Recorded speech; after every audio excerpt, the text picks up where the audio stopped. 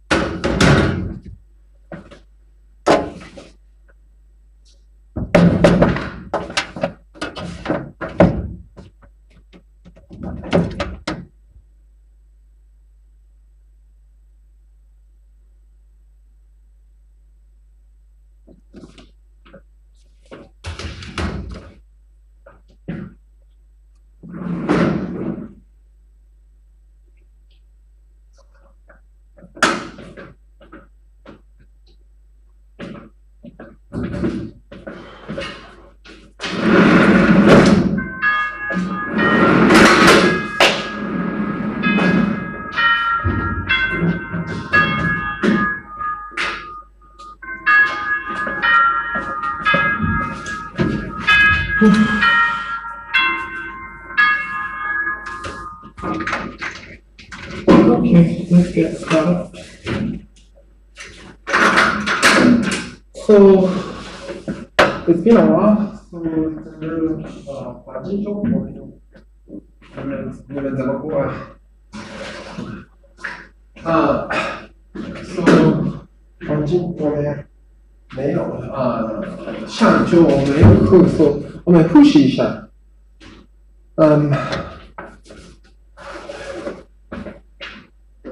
So 我们考虑就红毛的通电。So differential complex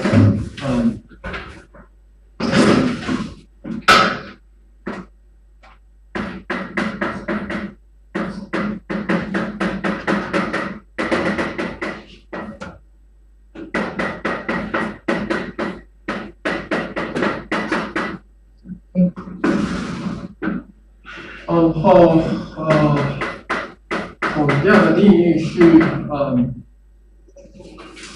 kernel of image of so boundary map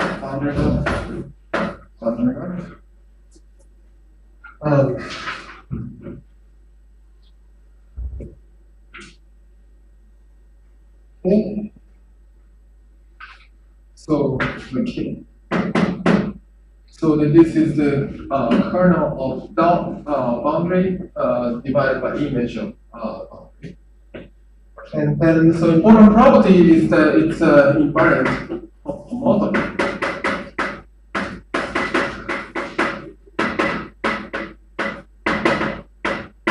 Homotopy 同容等价。Homotopy invariant. So what is the homotopy? So the map from x to y, to y, f0 and f1. There's a map, continuous map if f0 and f1 homotopy. If exist f I to y such that the continuous map f restricted to x0 is f0x, fx1 is f1x. Okay, so that's so for instance, so if you have the space x here, whatever x here, say circle. And then there's some manifold y, and then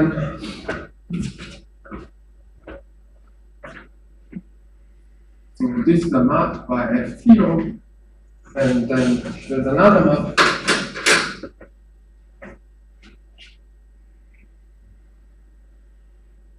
f1, But it can be related by continuous deformation like this way.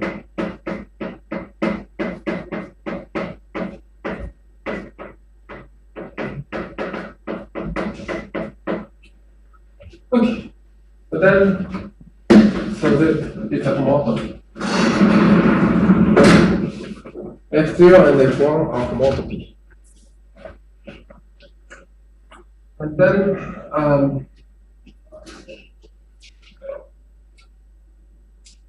moreover, so if the x and y are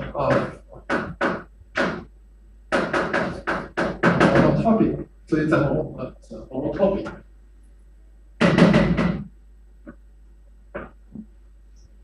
So x and y are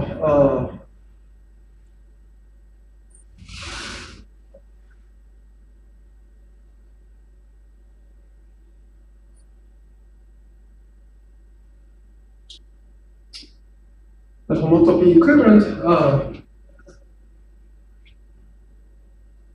So this if the x and y the homotopy equivalent,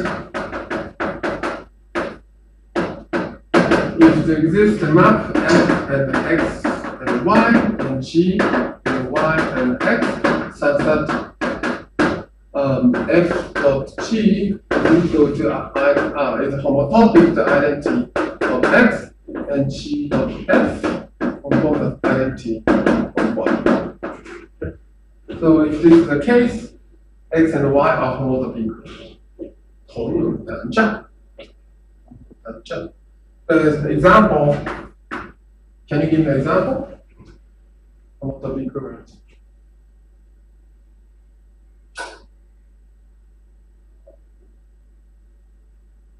Can you give an example? For instance, Rn is the homotopy equivalent point. Example 2 is Rn is a point is a homotopy equivalent like this one. Okay, so that's the case. So in this case, hk of x is isomorphic to hk of y. So that this will induce isomorphism of the conjunct. Okay, yeah, that's all. Okay, so that's the case, and then also we define the cohomology. Cohomology as a dual space of ck of x is a dual of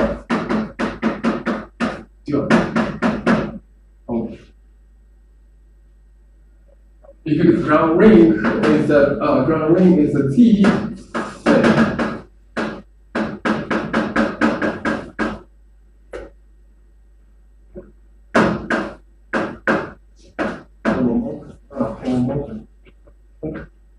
The boundary map is defined as like this way. So in this way, one can define the following sequence.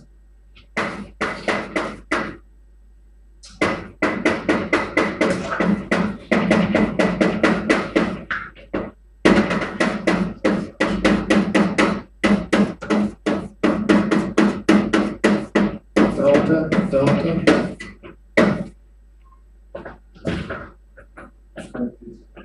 And then we can define again so that delta square equal to 0 is equivalent to delta square is equal to 0. And a cohomology group can be also defined as the kernel of delta, an image of delta. That's how we define. And if so at the end of lecture last time. So and also so if x and y homotopy equivalent, then cohomology group is also same.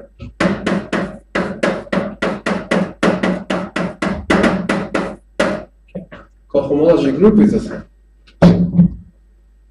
Okay. And then so there's a point cardinality.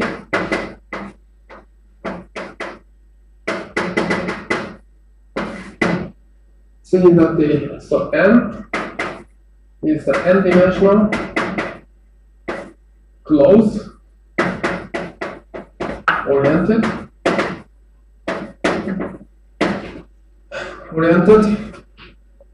manifold. So then the isomorphism the R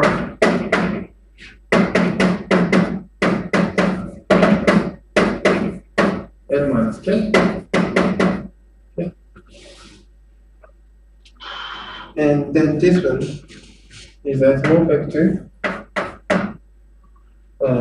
HK.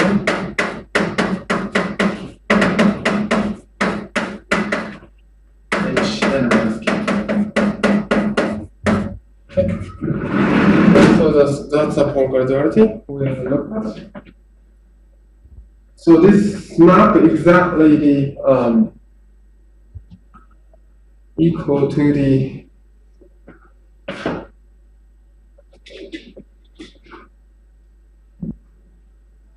so here what we have is that so if you have the cycle n in case degree, if it is a cycle, so the corresponding element in homology group is mapped to Ada in such a way that the tau n omega is equal to m omega wedge Ada, like this way. So n is some k cycle, so this is a k form. So any k form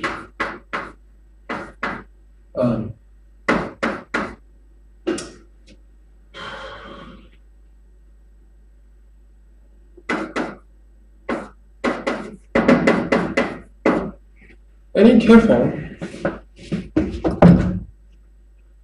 is something like that. Any k form, so you can have the corresponding pairing with Ada. So the integration of any k form over n is exactly the omega wedge Ada over n. So that's the correspondence between n and Ada.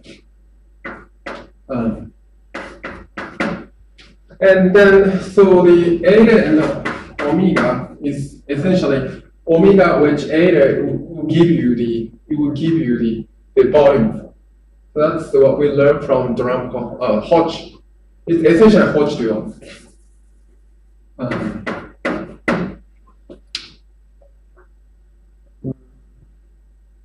Yeah, it's essentially a Hodge dual.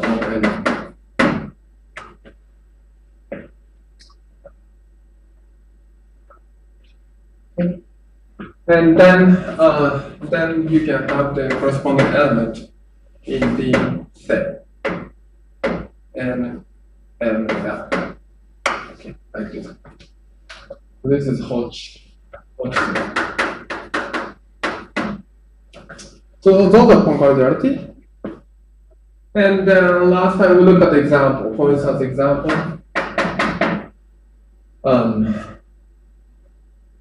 So the HK of torus, two torus of R is R.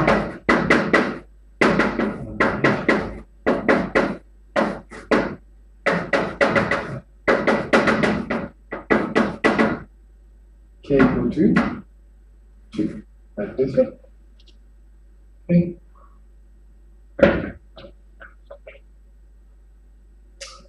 And then you can take a look at the, of course, the HKT2 of R is also same.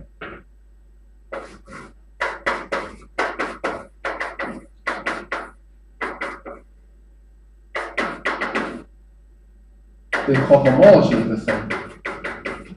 Like this. Okay, and then what we saw is that for instance,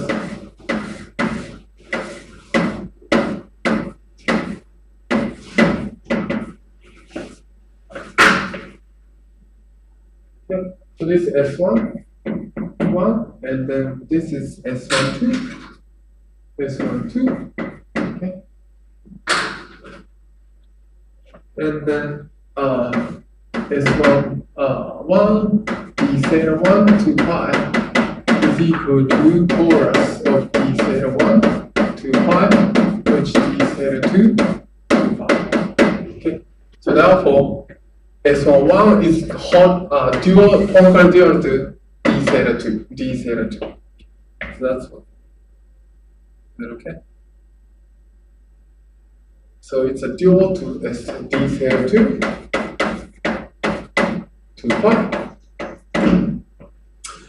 And furthermore, it's dual to, by Hodge duality, this is 2 pi. And that is dual to purple S1, 2, like this.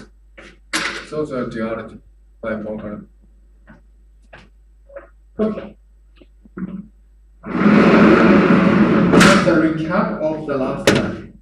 Any question on this comment? And then we can consider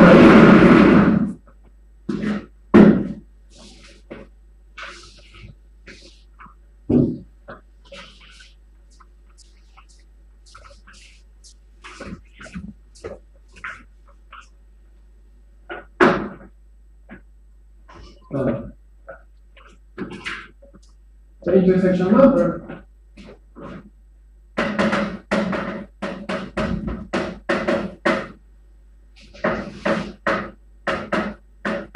of the N1 with HK or M ring width, I don't care, N2.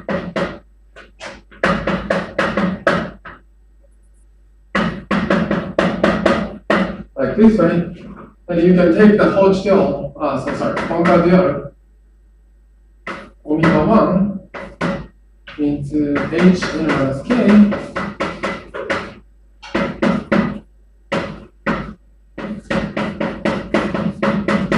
like this way. And the intersection number can be obtained by N1, so N2 is the integration over manifold and the omega 1 of H omega 2.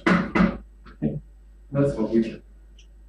So in this example,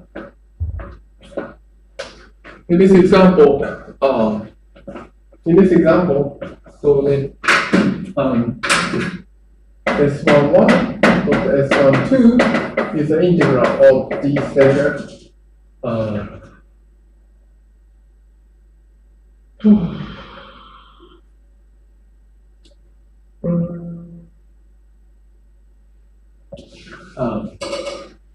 this one you need to be careful about the orientation. So you need to be careful about orientation.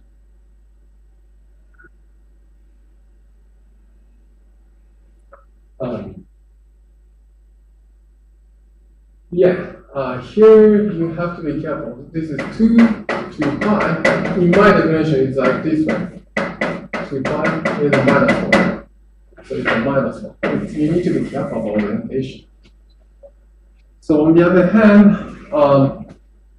because d theta 1 is Poincare to d theta 2, S11 is Poincare to d theta 2, S12 is Poincare to d theta 1. So if you swap it, you get the volume form. So therefore it's minus 1.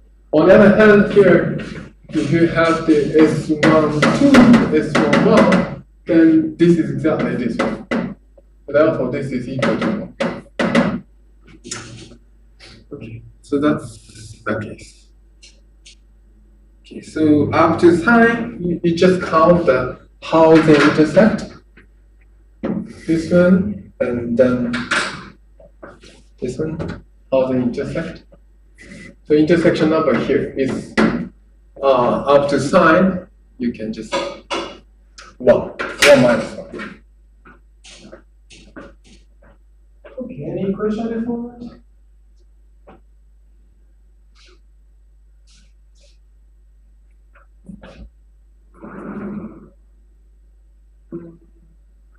Sorry.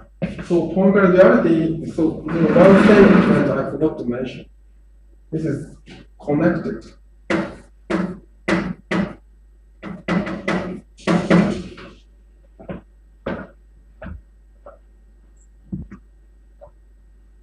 Okay. And if you use these so-called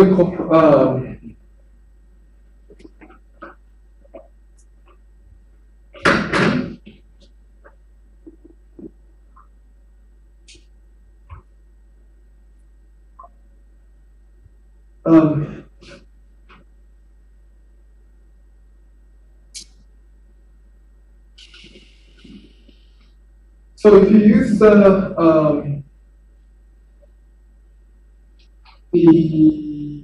this cohomology and so on, one can do many things. So that the purpose of the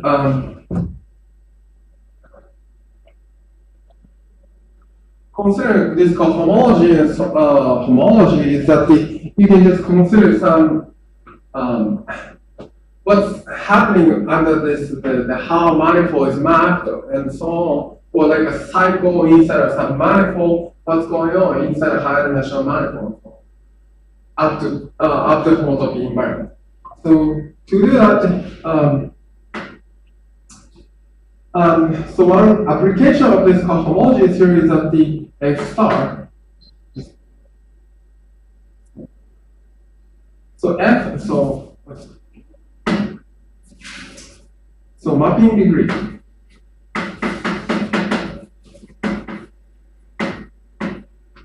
Mapping degree. So let me check.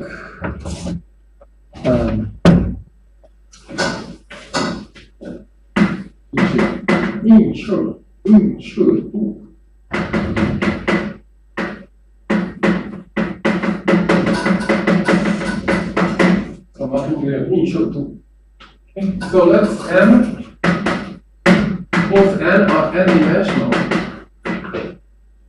compact, closed, connected,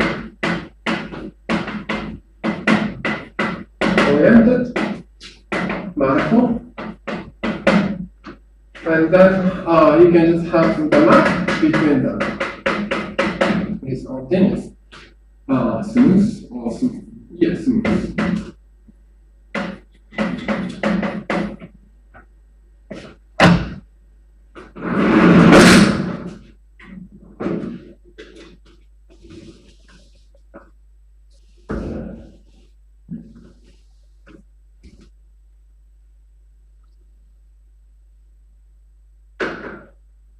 And then, so you can list the degree of, so always this, if it is an n-dimensional closed connected oriented manifold, what is the top degree of n?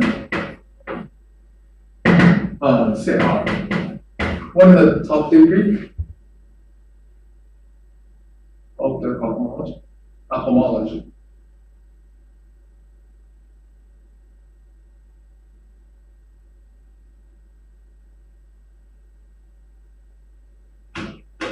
Isomorphic to what?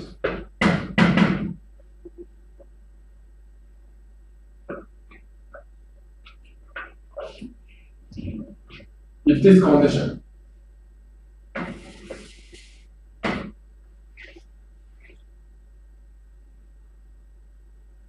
So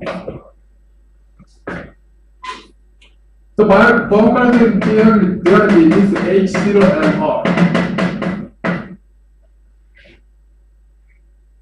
What is this? Is isomorphic to what? Say. Oh, Good. It just isomorphic R. So this one is just a measure how many connected components you have. So it's all connected, so it's only single component. This one is spanned by fundamental class. Fundamental class is manifold itself. And so it's spanned by manifold itself. Okay? This, for instance, here, the top degree is R. It's a torus itself. Second homology group is torus itself. And 0 degree is a connected component. It just measures. Okay?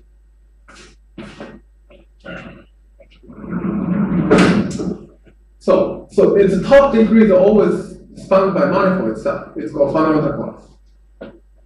So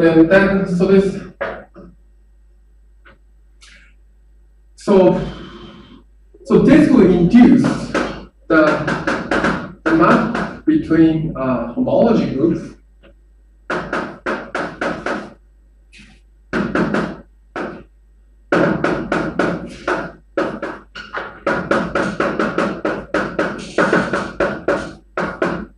like this way, induce a homomorphism between cohomology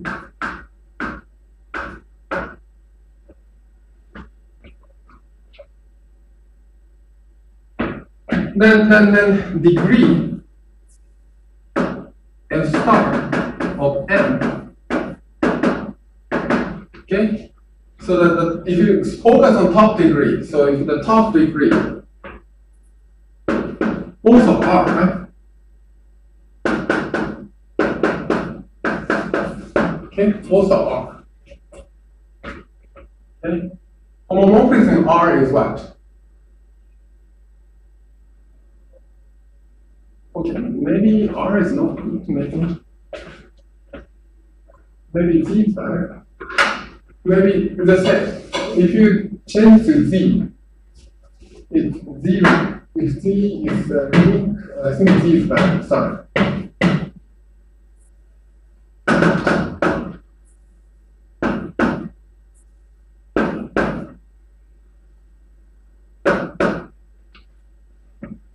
So how do you measure the homomorphism between Z?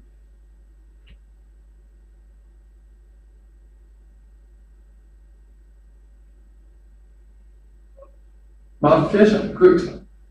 So how this one element 1 is mapped to the number here. It's just multiplication, n. Let's say q in integer. Okay. And in fact, this is called degree F. So F star is degree F in N. Okay. So this is the integer, inside the integer. Okay. So that's the definition of degree, mapping degree. So now, here's for instance example. SN.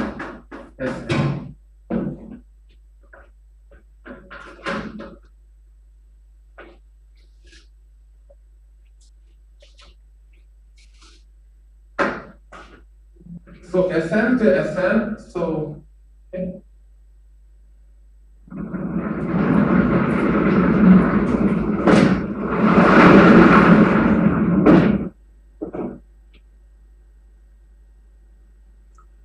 It's just how many times you wrap.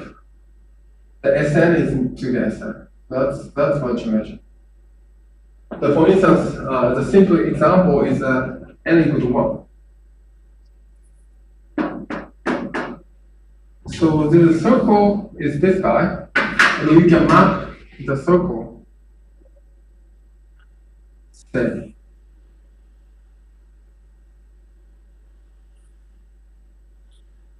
like this way. Okay. And then you just put some orientation like this way, and then if you do like this way, so this S1 is, this F is just to map the another S1 by by orange line. Orange line. Okay. So what is the mapping degree of this map?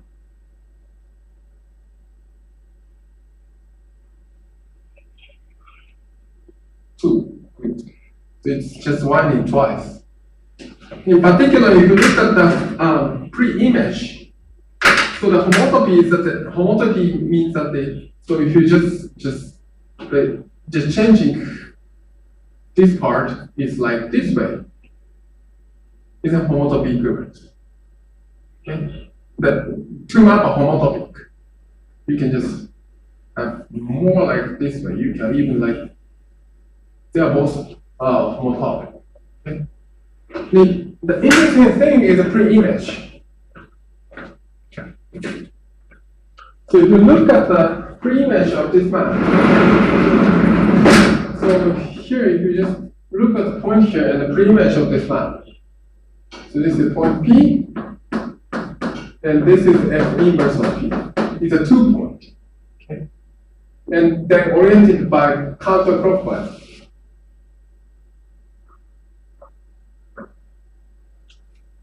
Counterclockwise. Okay? On the other hand, if you look at here, the pre-image is 4-point.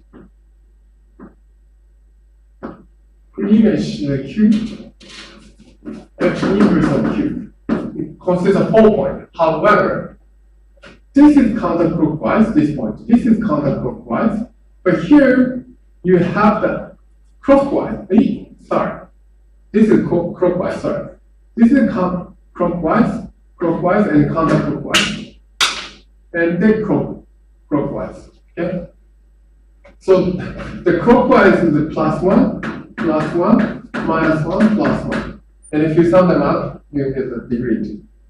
Plus degree 2. So after orientation, if you look at the pre-image and sum them up, you get the mapping class degree. Do you understand what I mean? So this is, the pre-image is 4-point, whereas here is 2-point. But both are clockwise, so this is +1 and +1. On the other hand, here it's the orientational opposite. One of them, the orientational opposite. They have a -1 here. And if you sum them up, you get the 2.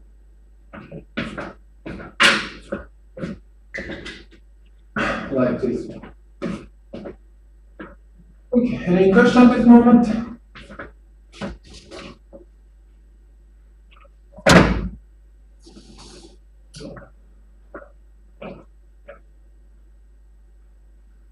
So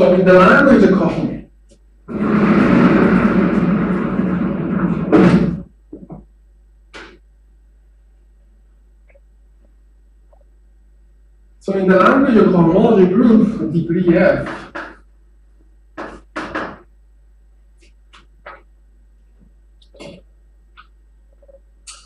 so language of homology group, so as I mentioned, so that cycle is push forward. This is push forward. But on the other hand, cohomology is always pull back, as we learn in drum cohomology.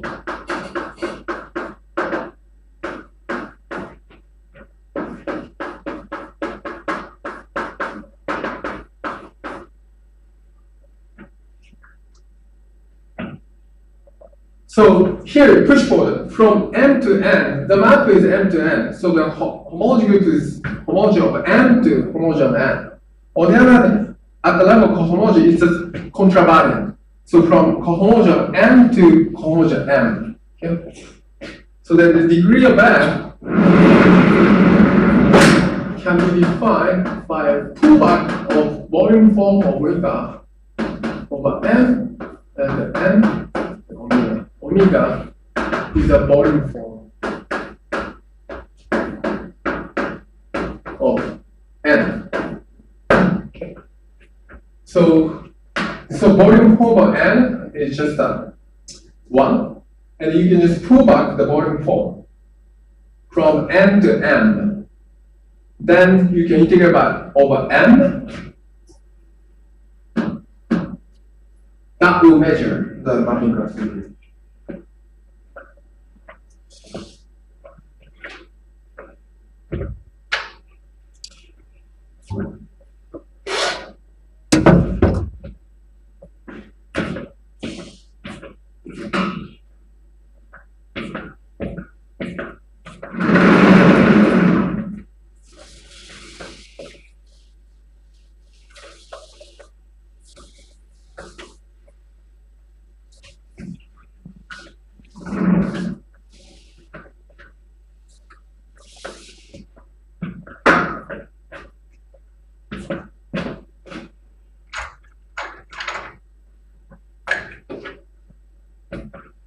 Okay.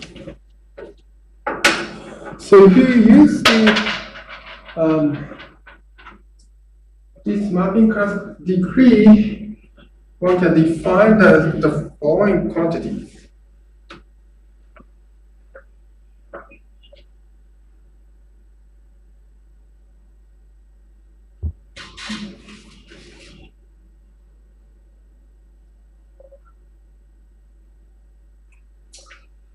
So linking up, suppose you have S1 cross S1. So you have a 2 node, which is mapped. So S1 is mapped to say inside R, like this way. So this is K1. And then you can also have something like a K2.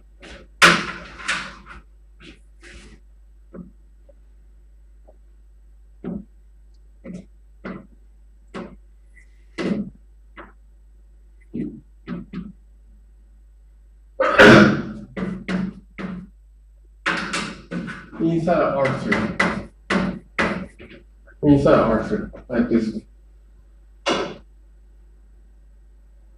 Okay? And one can consider the following quantity. So if you have this one,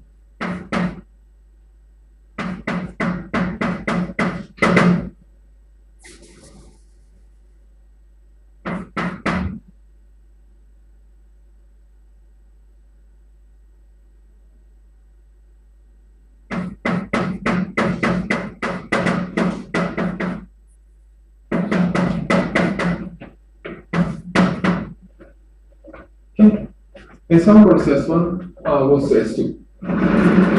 Such a way that you have so X.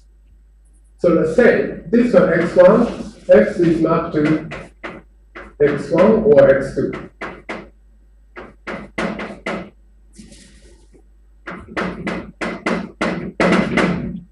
Okay. So X the point in S1 is mapped to point in R3. Okay. R3. So this is a point, let's say this is X1, and here is X2. Okay. And then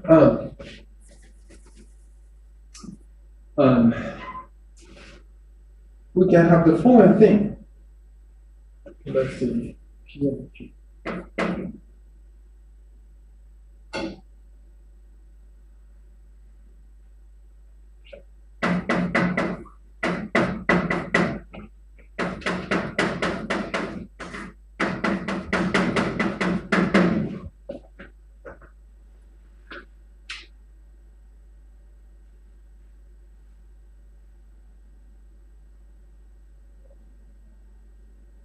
Okay, so that's the map one can consider. So here you just have the connection between these two. So maybe use this color. So X1 and X2 are the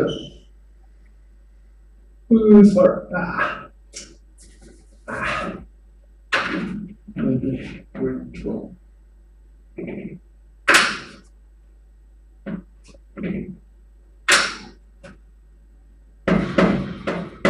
Okay. So the vector to the opposite, x1 minus x2. The vector like this way. So this is the x1 minus x2 vector, and normalized by its length. Okay. Then it's just a unit vector in R3, right? Which is inside S2. Do you understand what I mean?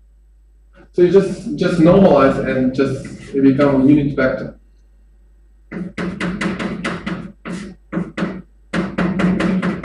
Okay. So this is the map. And in fact, this is torus. It's S1 cross S1 is torus. It's a two-dimensional manifold. Another one is this also S2 is two-dimensional manifold. Both are closed, oriented, connected. Okay. So therefore, one can define degree of this one. That is called linking number.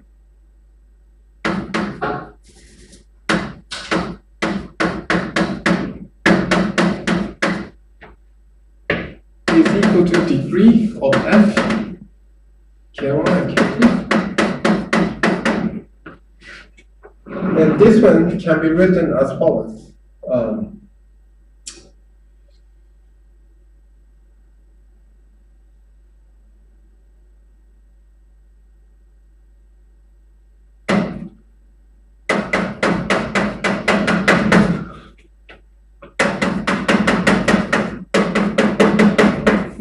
Okay.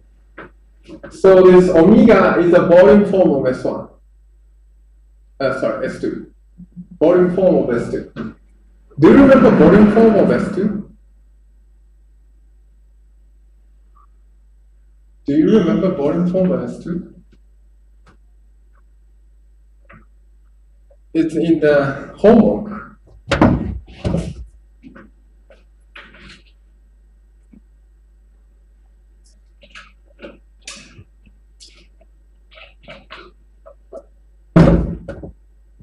Do you remember volume form of S2?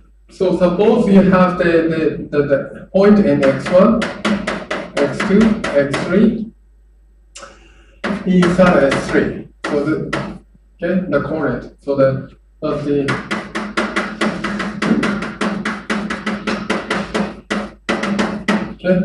omega is something like this one. dx1 with dx2.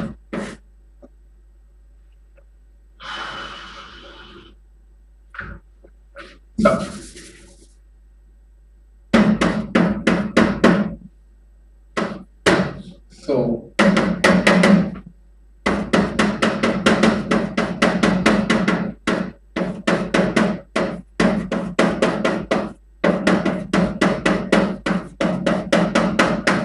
do you remember?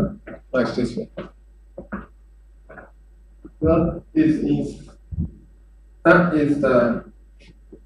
That appear in the homework. Okay. So if you just pull back of the volume form, what you get is as follows.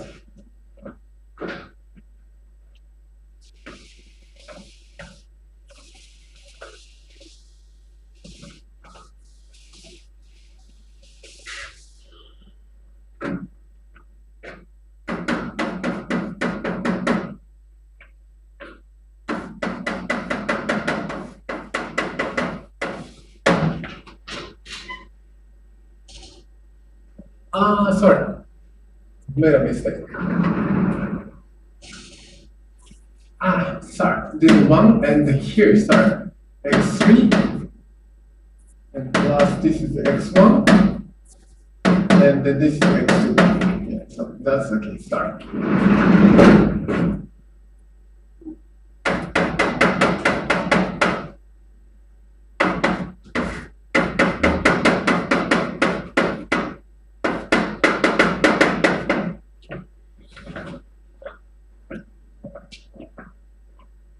Okay, so that's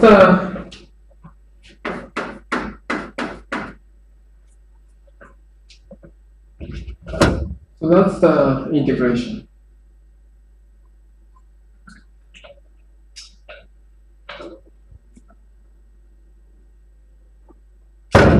Okay, so that's the pullback of this method. And this one, if you look at it very carefully, the first person who noticed this integral. So it's a degree. It's a degree, so therefore it has to be integer. Okay. But if you look at this integral, it's hard to imagine this is very they become integer. Okay. The important thing is moreover, it's this is homotopy equivalent. It should be homotopy equivalent. But therefore, even if you change like this way, the degree, mapping degree, so this linking number won't change. Okay. So it's a very magical. So the integral will change. Integral will change. If you change the K1 and K2, the map will change homotonically. Integral will change, but after integration, you always get the integer value. Okay? So it's a miraculous. And the first person who noticed is the Gauss by studying electromagnetism. So if you recall that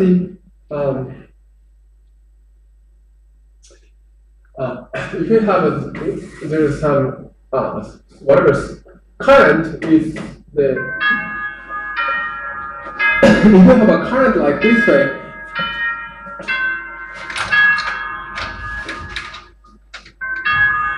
if you have a circuit and the unit current will just the flow, then so it's well known that there's some magnetic field will create it like this way.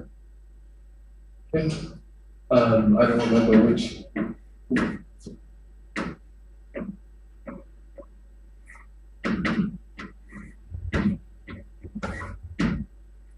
So B.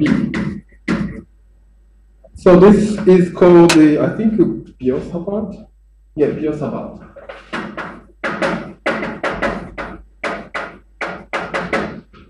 Law tell us that, so Bx is just a 1/4 K1. So let's suppose K1.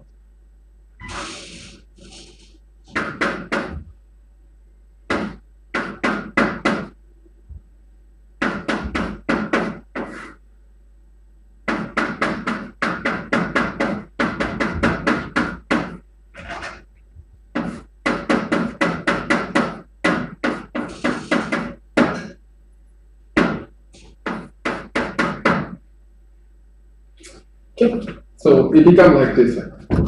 So suppose the point X is here. Point X is here, and this is X1. Okay, X1 here, and the T is the some length of this circle. So T is the parameter of which parameterizes this circle, and then this Biot-Savart law tells us that the magnetic field will just take the difference. So this is X minus X1 T1. Okay? And then there is some current is going on, so which is the factor of the speed is given by dx dt1. Okay? And take the exterior product. Okay? Exterior product. And then if you properly normalize and integrate all the current, T1, you get the magnetic field generated by this current at the strength of the magnetic field. You can just look there. So that's a Biot-Savart law. Now, if you consider put some unit electric charges or monopole or like magnetic charges, and then integrate over another circle, K1, K2. So here you just have you have a S1 and you have, suppose this K1 has the current, and you just put some monopole or magnetic unit charges and move around this K2. And since the monopole will feel the magnetic field, so to move around this monopole, around this K2, it costs energy. Okay? Cost energy. That cost is exactly this guy. Because I mean here, so this B field is exactly the same form as this guy. And just integrate over another K2 means that you just F time the force, okay, times the length, just integrate out over such an energy. Okay? So that is the energy that caused the monopole under the influence over the magnetic field induced by the current running over K1. Okay. that is become always integer. So that's what Gauss has found by just looking at this integral.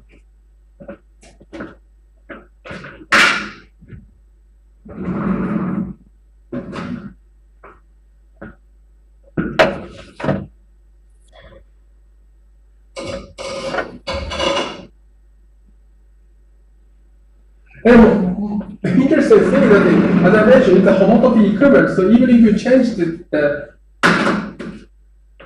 path is like, path is like this way, it's a homotopy equivalent. Okay, homotopic to each other.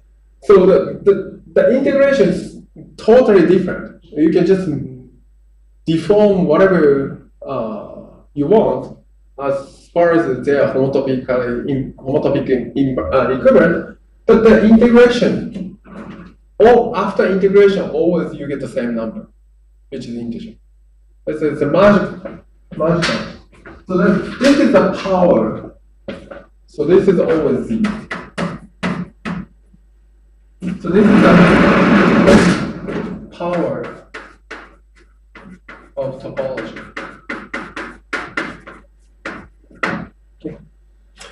Even though you have a complete integral, which usually hard to form the integration once you deform the whatever the K1, K2. It's hard to perform the integration. But without performing, one can tell that this is equal to integer.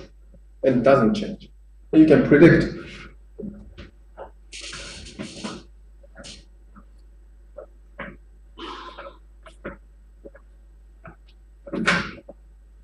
So this thinking number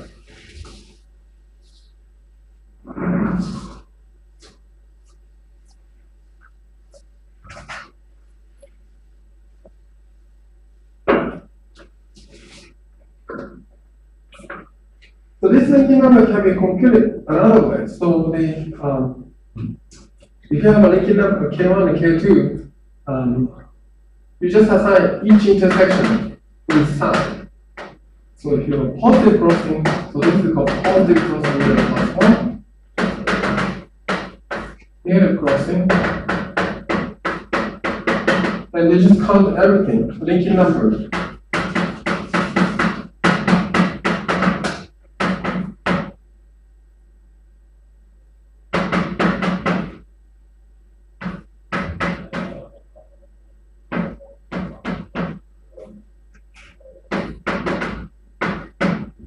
So for instance,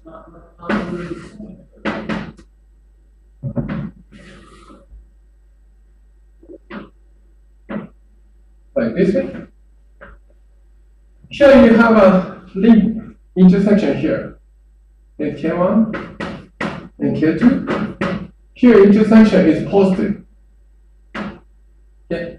So you just have a +1 here. So here is a +1. Okay. So here you have the positive crossing. So here, if you consider this x-axis, then y-axis, if x is over y-axis, it's +1. If the x-axis, y-axis, x-axis under the y-axis is a negative. Here clearly x is above the y-axis, so therefore +1. The same here, we have x-axis, and then here y-axis, and then it's a x axis above y-axis, it's a +1. Okay? So therefore, linking number K2 is 1/2 1 + 1, which is equal to 1. Okay? So this is linking number 1. And then that is very intuitive because once you have the current running, electric current running around this circle, it just creates the same way. This way of magnetic field, okay? And you just integrate out, and with appropriately normalization, you get the +1. On the other hand, if you change the orientation, the opposite way,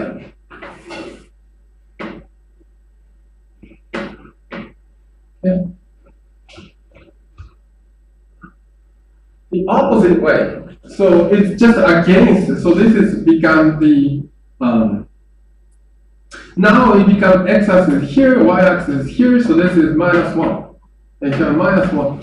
If you orientation is opposite, this linking number is equal to -1. So the same. But it just goes the opposite the magnetic field. Okay. So therefore it costs energy. So you have a linking number -1. The same thing. So this linking number is just obtained by just integration of the mapping the class degree from T2 to S2. But here linking number is computed locally.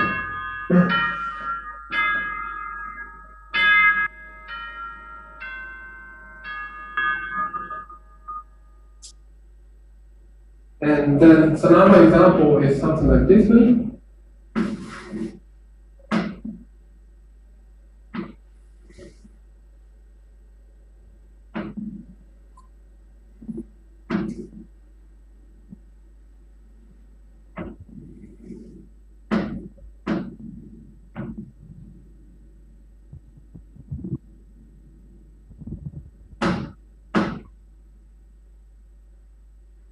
Okay. So if you just rotate like this way. And then just briefly do that. So this is the so +1, -1, and then here +1 and -1. So therefore linking number is equal to 0. Okay. Linking number equal to 0. +1, -1, +1, -1. Okay. So that's the case. So here, so linking number, so it just the two knot or like K1 and K2 look like a linking. It's just linking, but the linking number is 0. So therefore, it's not strong topological invariance. But it's still interesting topological invariance.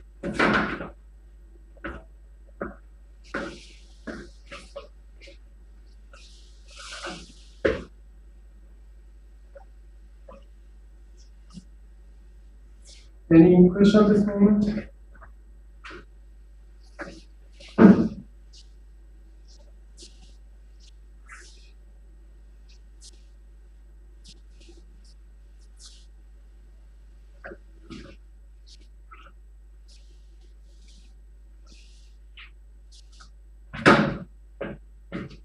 Okay.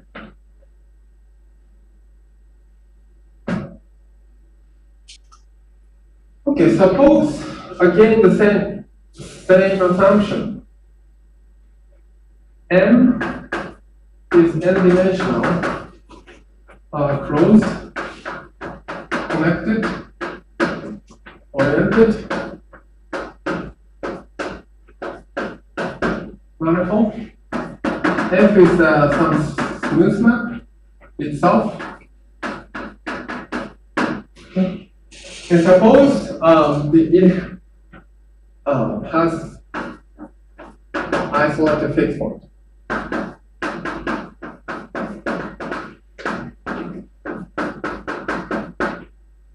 So what is the fixed point? How do you define fixed point of the map? F.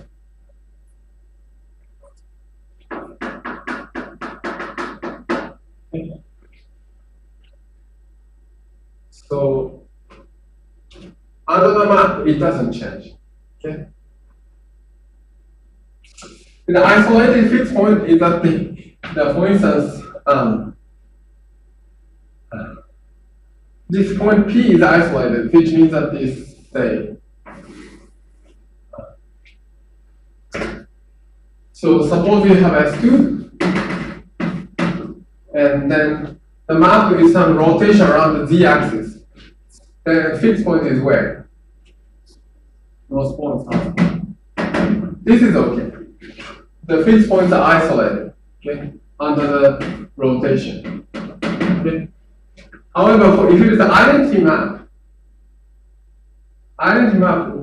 the fixed point is everywhere, so it's not isolated. So like this. Suppose the have a fixed point. So we can define a map.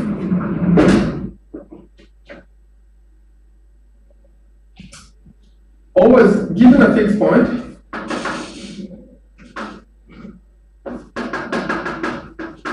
each fixed point, P, one can define a map.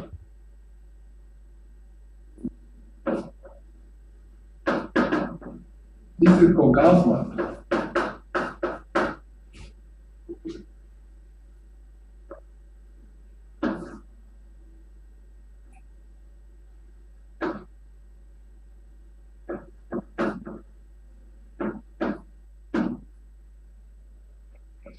So H is the neighborhood.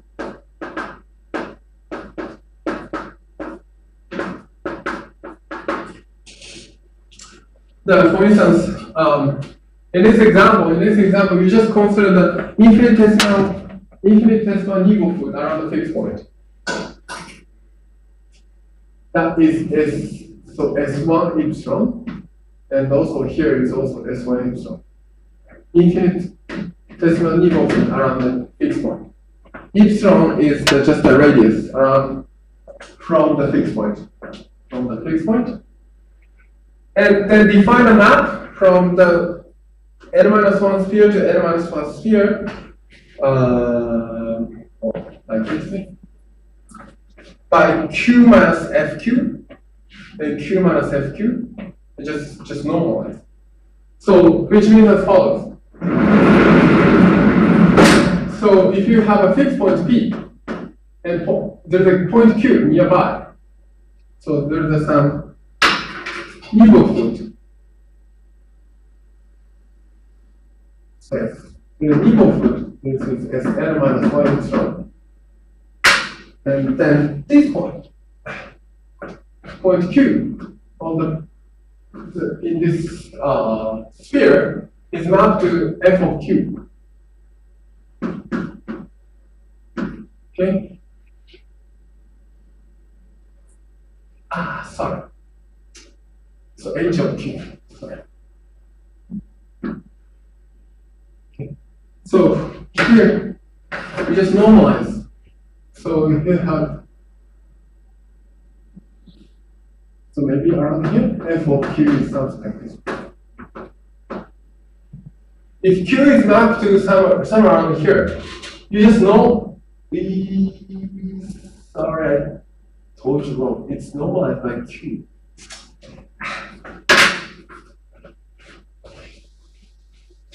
Okay.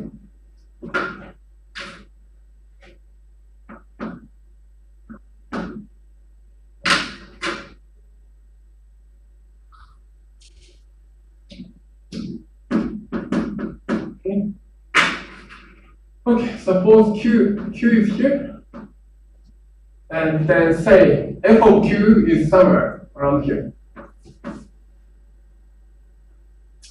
Say f of Q is somewhere around here. F of Q is somewhere around here. So you just have to properly normalize by unit circle and move to here. Okay, that's what I did. The arrow is opposite. Q minus f of Q.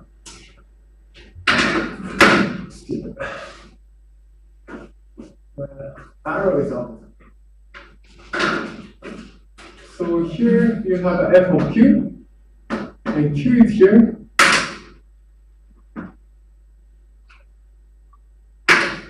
Take a difference between them and normalize, properly normalize, and just move it to here, like this.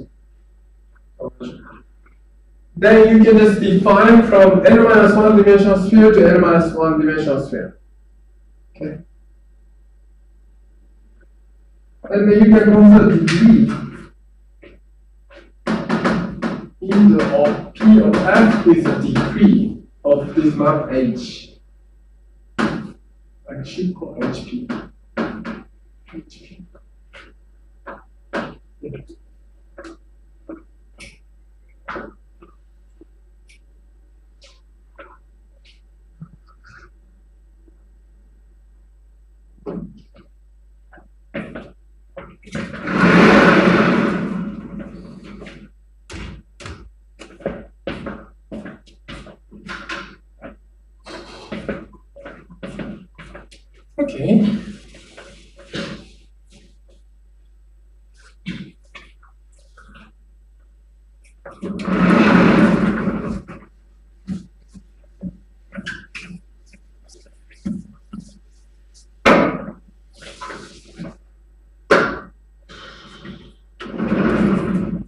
Okay.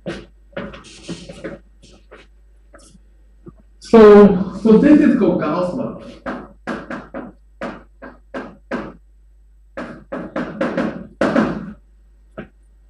And this Gauss map can be used to, and the question is, that what's going to happen? Sum of P of int P of F, where P, we're interested in this number. Fixed point. Okay. Sum of all fixed. So in this example, there are two fixed points, north and south pole. And then each point you can define in north pole of F, in the south pole of F, and if you sum them up, what's going to happen? Question A. And then there's the so-called Lefschetz.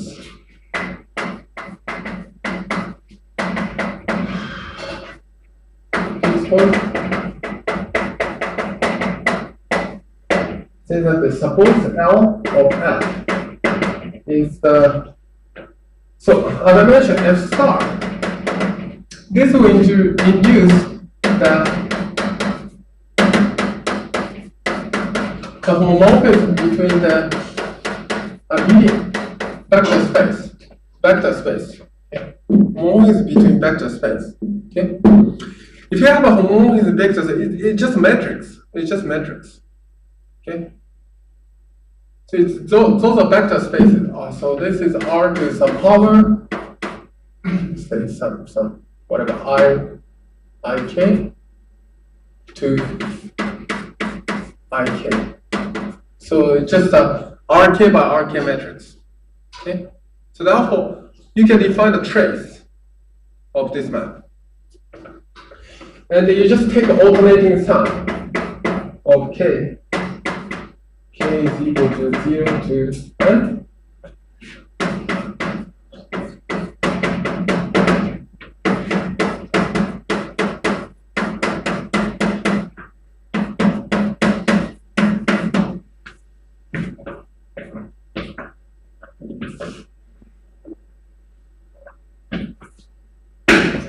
Okay.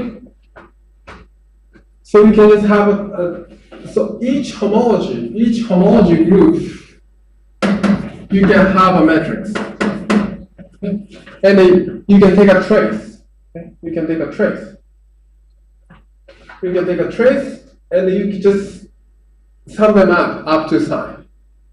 Okay. So this is called Lefschetz number. And the Lefschetz fixed point theorem tells us that this one is equal to sum over P fixed point, and the in of P of the F, of the map.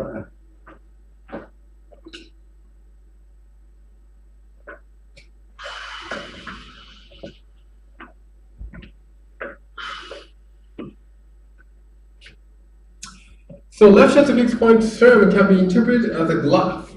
Okay. So suppose you have the map from F M to M itself, you can consider something graph. So M to M cross M, such that the X is mapped to X and X. Okay. Like this one. That is called graph. Gamma F So if you have the product of product manifold M and M, and then so if F is identity, what's going to happen is just X is mapped to XX, right? So it becomes diagonal. So if you point X, yeah, you have a point X, on the same point X, you have a diagonal, like this. On the other hand, if F is a non-trivial, it becomes very different.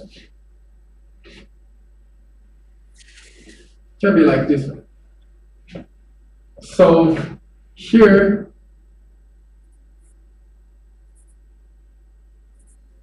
you go to X here. So here is F of X.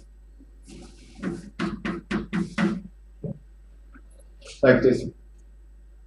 So where's the fixed point of F? Next example. Fixed point is just the intersection between this diagonal and this orange line.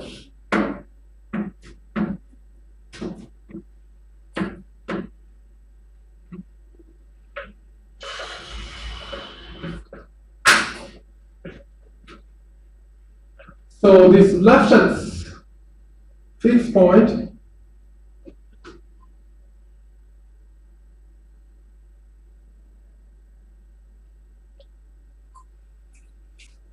so this Lefschetz number can be interpreted as the intersection between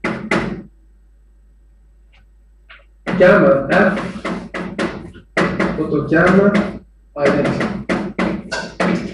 inside a product manifold M cross M.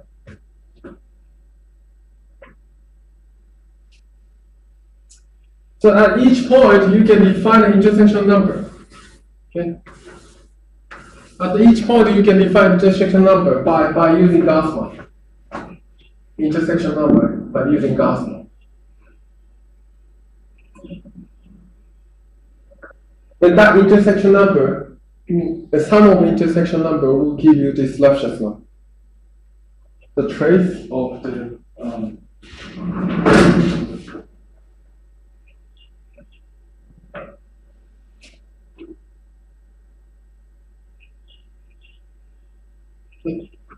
So one of the applications of this Lefschetz fixed point theorem is that the Poincare-Hopf theorem.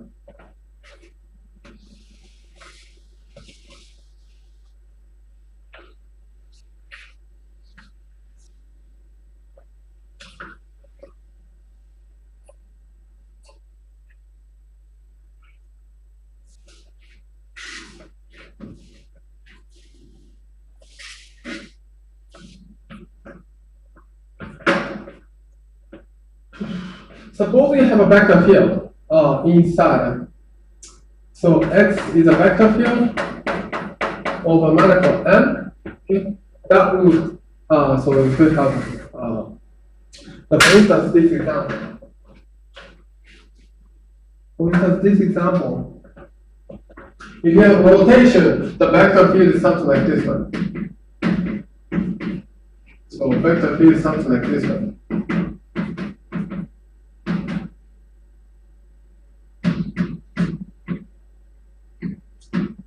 Vector field is something like this one. Okay. Vector field is something like this one. Okay. And then, so this will generate, so as I mentioned, in a flow phi t, M to N. Okay. M to N. So this is the diffeomorphism. Okay, diffeomorphism. And then, so it's the Lefschetz number, this of phi t. This phi t is the sum over minus 1 to the k trace of phi t star hkm to hkm like this one. Trace up to k equal to 0 to 10. But now we already knew that this map homomorphic is just matrix is homotopy equivalent. Everything homotopy equivalent. When we set t equal to 0, what's going to happen?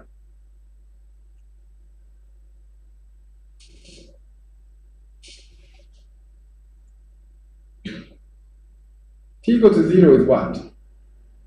It's just identity map.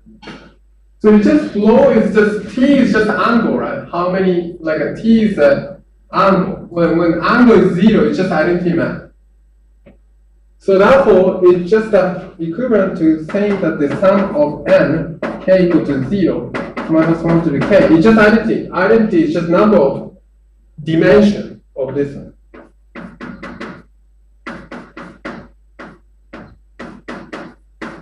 Dimension of this one. What's this?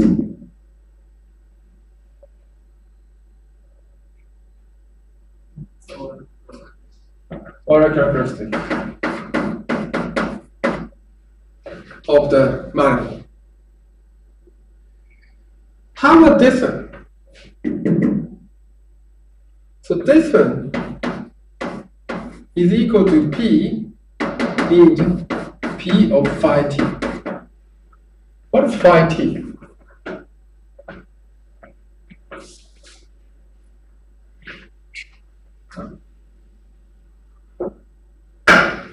So this point P, so the North Pole, and then just consider the circle nearby.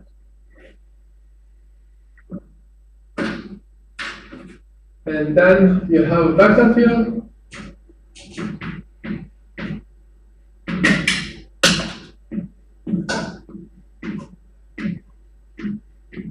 Vector field like this one. Okay. And then this Gauss marker is just moving to this vector by unit circle. You just have like this way.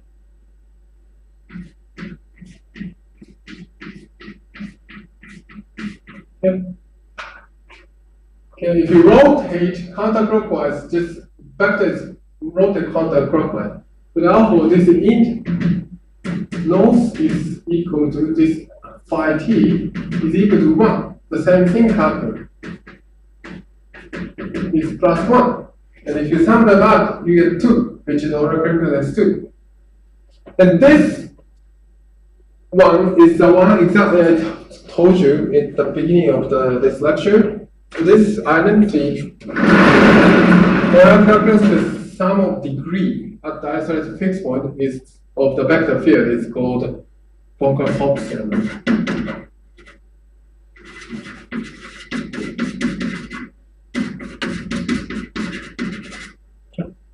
So this is another way to get the order characteristic out of the vector field.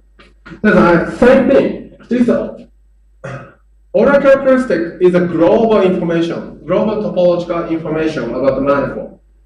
And on the other hand, this fixed point, the degree of the vector field at the isolated fixed point is a local information.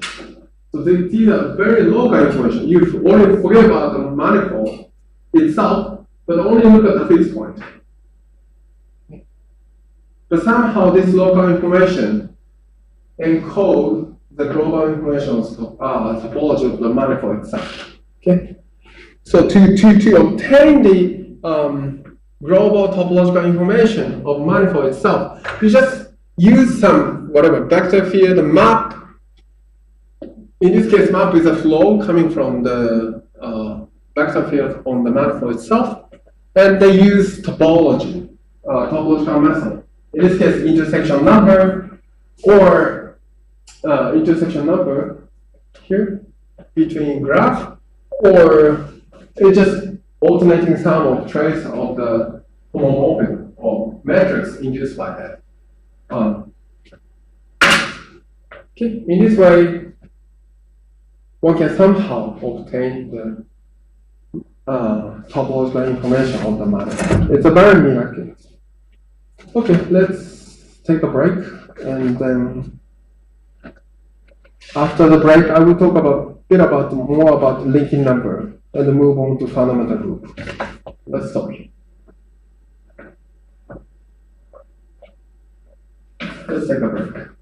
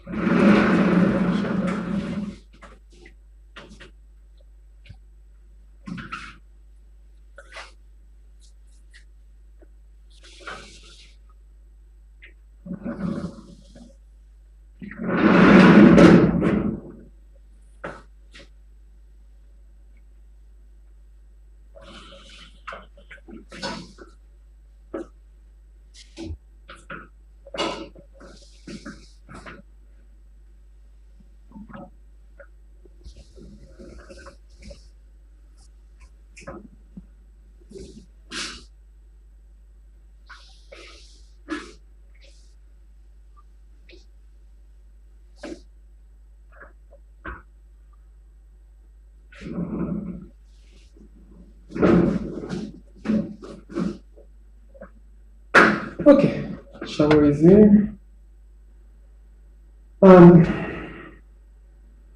So this linking number, we already saw the one application in electromagnetism. So just consider the Biot-Savart. It's very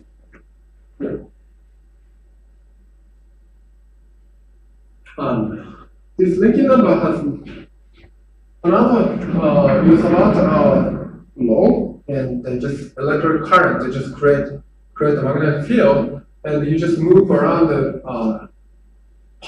whatever particle with unit monopole magnetic charges and move around another K2. You need an energy. So this energy is quantized somehow. Okay. Quantized. So that's and then Gauss found that through the Gauss is also studied the electromagnetism, and he somehow found that every time you just consider such an energy always quantized integer, and it's independent of the path. Sorry, it's independent. It's independent of the information of the path. It's only number of the topological information, linking number. Fine.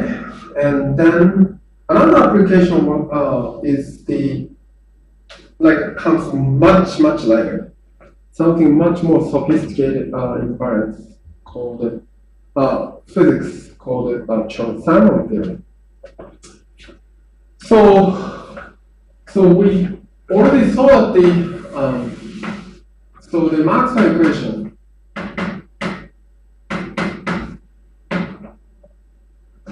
So del cross B is equal to 0. Okay? And then if you use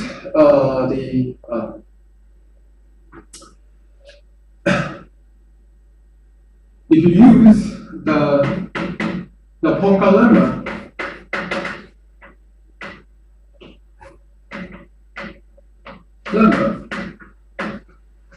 B can be understood as the del A.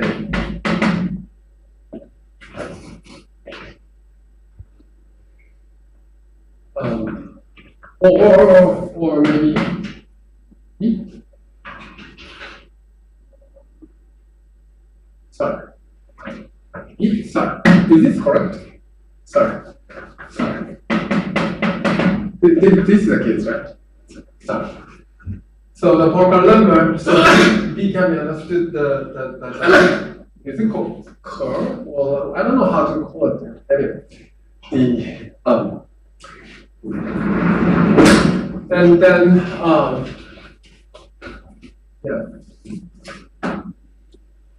and this can be understood as the F is a one-pole, and then you consider dA as and in this case A has a freedom, something called gauge transformation, or dG or delG. Like this. So gauge is called A is not to. And since we know that, so essentially this is D squared is equal to 0. Since D squared is equal to 0, you have it's called gauge transformation.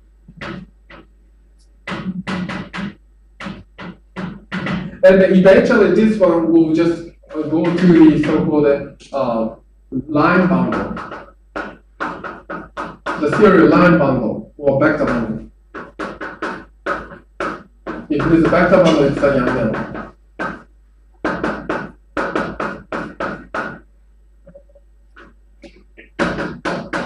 If it is the two-form, then the two-form can be understood as something I already forgot. 0, 0, 0, 0. Two-form, which is F mu dx mu, which dx mu, and mentioned, I forgot the notation. Essentially, it's something like this one.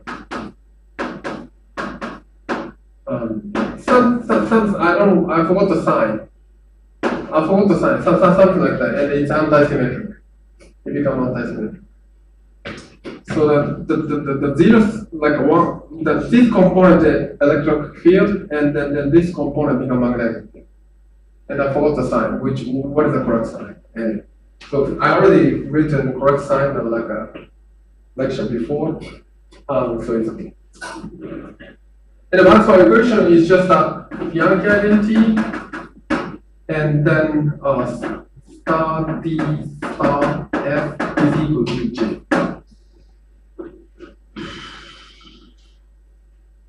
So that's the Maxwell equation. That's what we saw.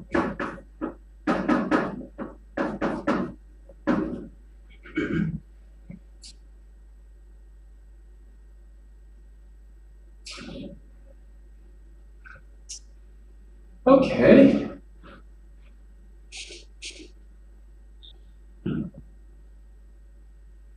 Okay.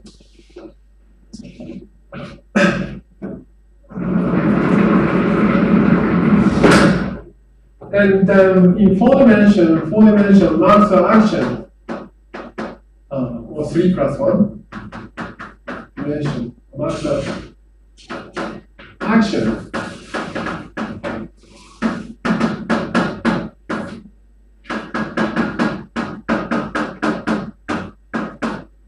is times volume. That's Maxwell action. Or more differential geometric way, F which star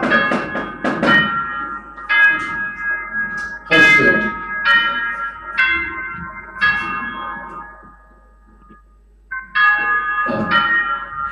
Another action can be computed. Physical action one can consider in 2 plus 1 dimension,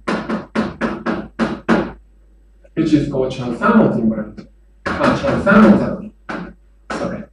Chern-Simons action.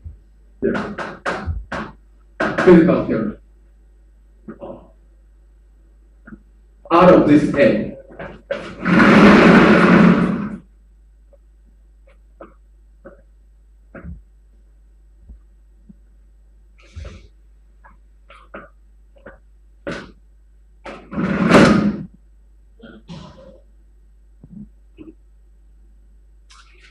Which is the S is equal to K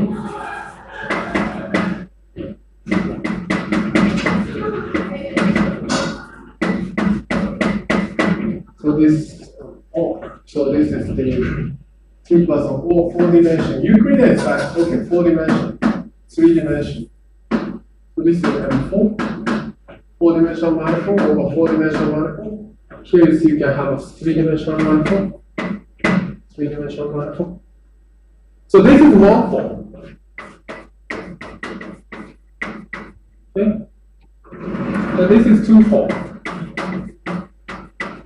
So one can integrate out. One can integrate out the in 3-dimensional manifold.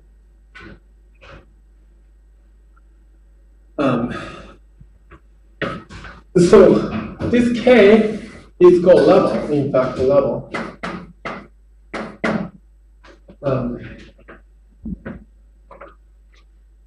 It's something called something like a proportional to inverse of coupling constant.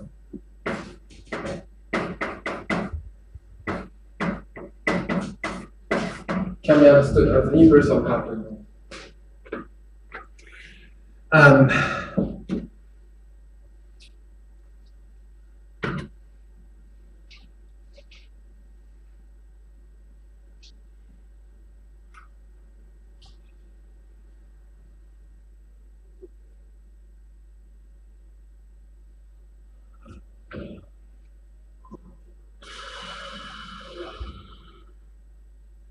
And then we just consider such a physical theory. Why can we consider such a physical theory? So this one is so we already know this is a gauge transformation. A goes to A plus dA, dg. G is the function, G is the infinity function of n. And what n? So this is for gauge transformation. So A is a one form. So G is a function. So dg is the one form. Okay. But this is under this transformation. Under this transformation, f does not change. Stay the same. Okay. Because f is dA, right? So this is dA plus dg, which is dA. Because d squared is equal to 0. Okay. So under the gauge transformation, this two form does not change. So therefore, this action does not change under gauge transformation. Because it's constructed out of F rather than A. Okay. Let's look at this one. Why this is it gauge invariant or not? It's easy to see. So this one is equal to K over 4 pi and 3 by Stokes theorem d A wedge A.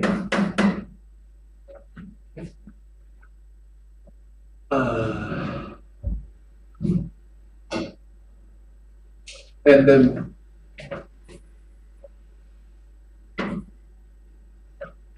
okay.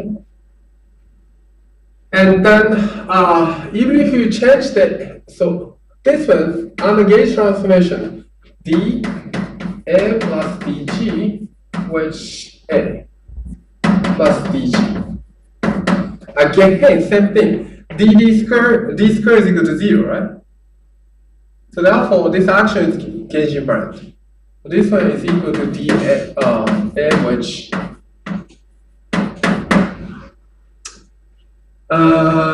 Strictly speaking, not true. Sorry. I think I'm doing something stupid. Just a moment.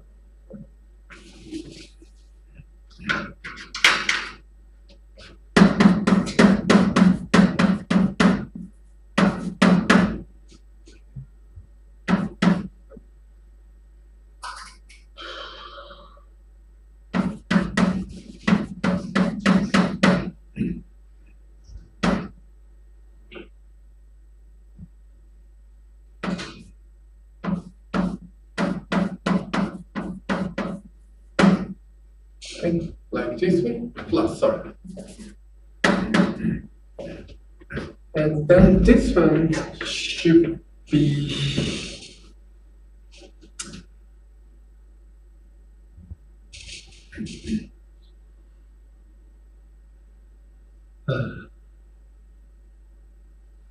so this guy is equivalent to d dg wedge A. And this guy is d A wedge dg. Okay? Because, okay, and if you commute, so this is one form, this is one form, dg is one form, A is one form, so if you exchange this one, this is equal to minus d A wedge dg. Right? Okay. It's a one form and a one form. So if you just exchange it, you get a minus sign. And then just they count them. They count them. So therefore what's left is this one. So therefore this action is invariant under gauge transformation. Okay. So it's a physical theory. Okay. If the action is gauge transformation, it's a well-defined physical action. And then what we are interested in is that the following quantity. In quantum In quantum class, people just consider the following quantity. So the path integral.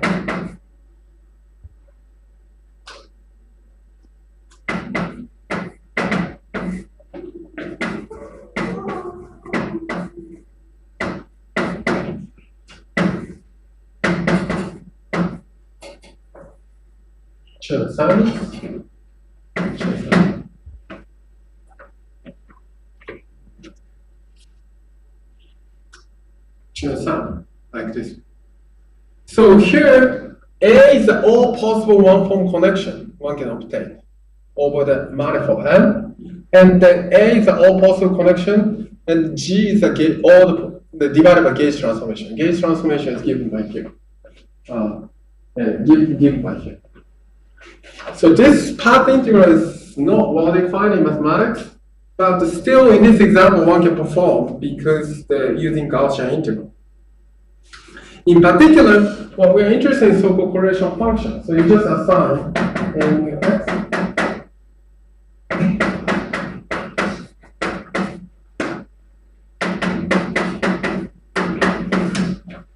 dA. You insert some quantity, and you y e to the I some channel. And then this integral can be understood as follows.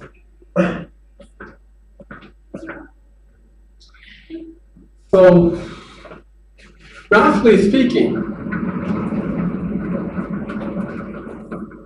so this Chern-Simons theory, so if you write down the in physical language, physical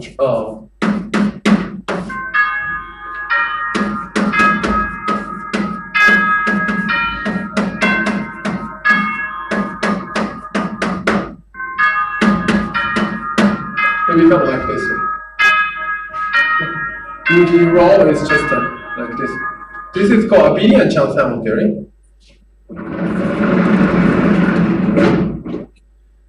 And we just want to integrate out all possible gauge configuration. Okay. Usually this cannot be, it's very difficult to do that, but we can do the following thing. So if suppose the constant term is a finite dimensional vector B, BA. So A is run for 1 to say N, capital N. And then S, the analog of this Chern-Simons of B can be the BT, some matrix, and B, which is sum of A and B equal to 1 to N. So this will be A, CA, B. Okay, so it's a quadratic action. B is a finite dimensional vector. C is the n by n matrix. Just take an inner product,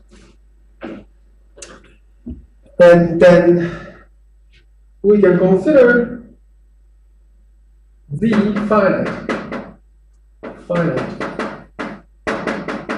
It's just a dB, and then e to the s finite, which is just Gaussian integral.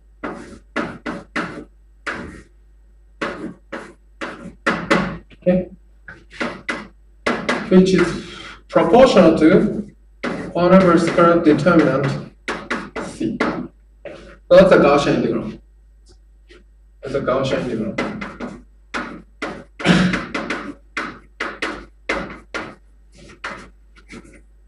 Okay. In particular, so if you consider the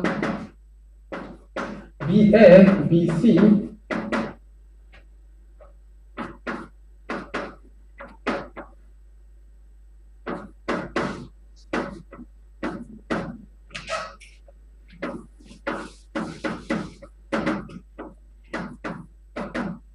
if you consider like this way, then this is in fact, it becomes C inverse AB by Gaussian integral. It's the same procedure, one can do that. Yeah. So this is, okay. we should do the same thing. So here, instead of like B, you have a one-form gauge field A. Okay. So the C is can be understood as this derivative. C corresponds to this derivative. Okay. What we want is the inverse of derivative. Okay. In the infinite dimension version of functional analysis. But that is already known. Even mathematically, we just need to solve the following equation.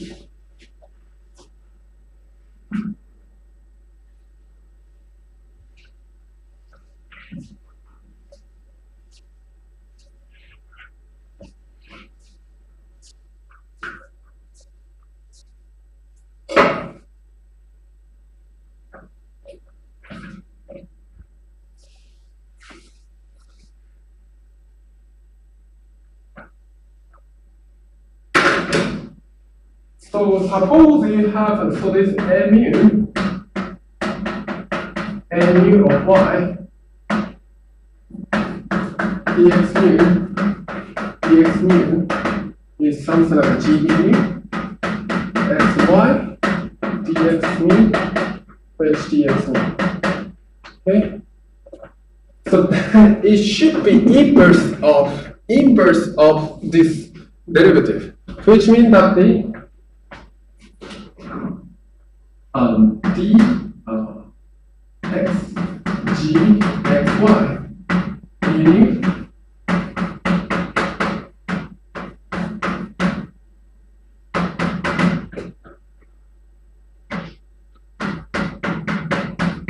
so in infinite dimensional function analysis, inverse means that it just give you like this one, as volume form.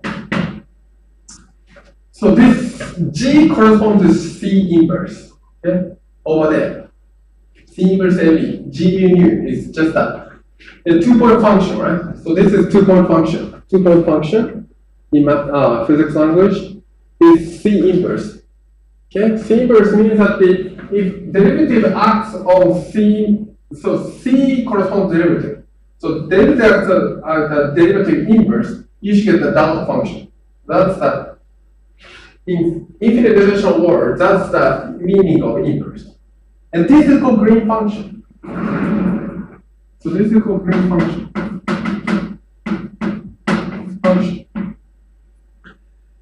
In 3 dimension, it's easy to obtain a green function just solving this equation. And in fact, this green function, G mu,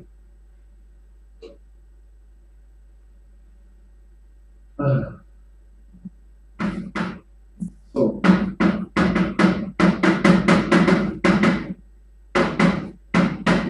is G mu.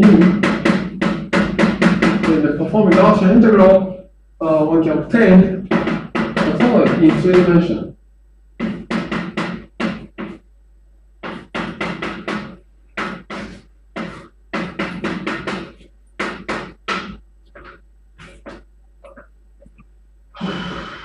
Okay, so that's a green function in 3 dimensions. And if you apply the derivative with respect to x, you get the delta function. So del x of this green function is exactly satisfy this equation. This exactly satisfies this equation.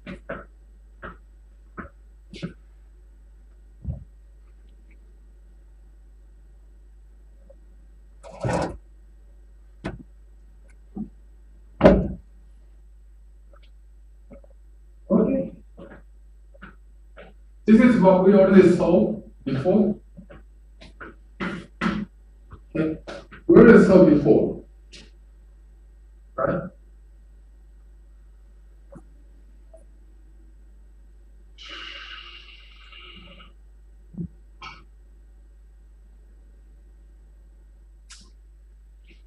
Suppose in 3 dimensions, so suppose 3 dimensions, and 3 is something like a sphere, S3.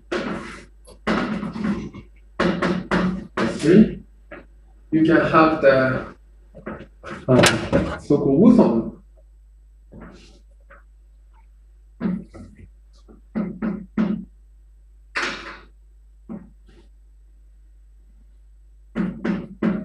Wilson, which is just integration of this one form.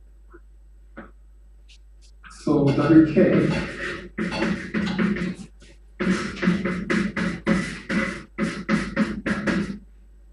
like this way.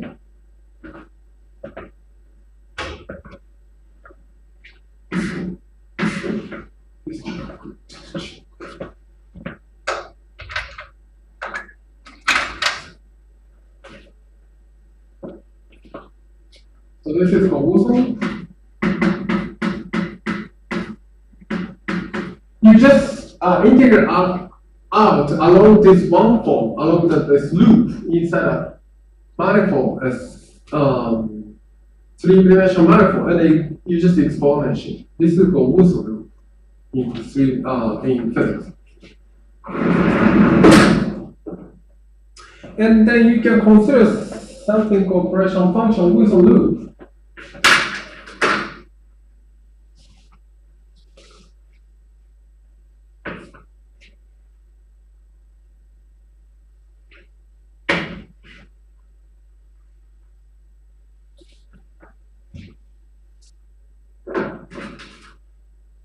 Okay, correlation function Wilson loop.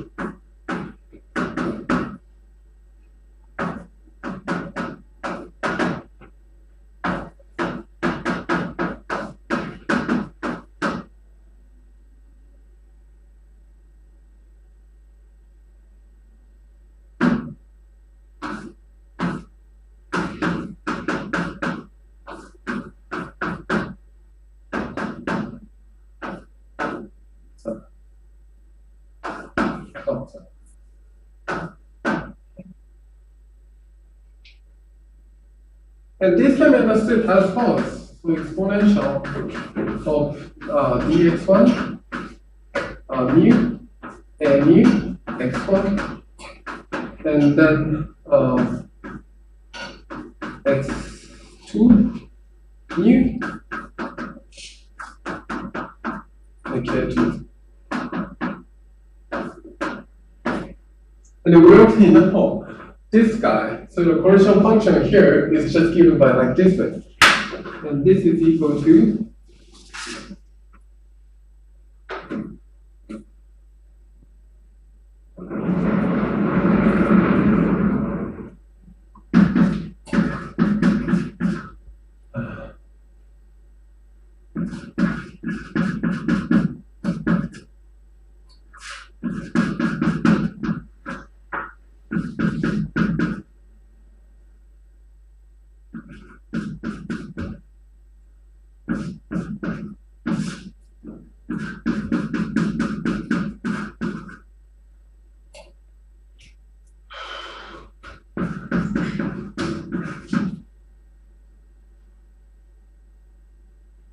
and then I over K.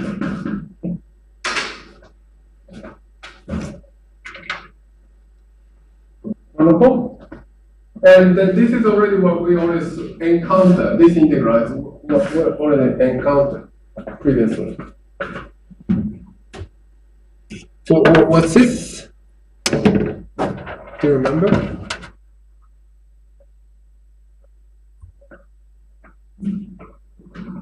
And this is equal to exponential 4 by I over k, leaking number of k1 and k2.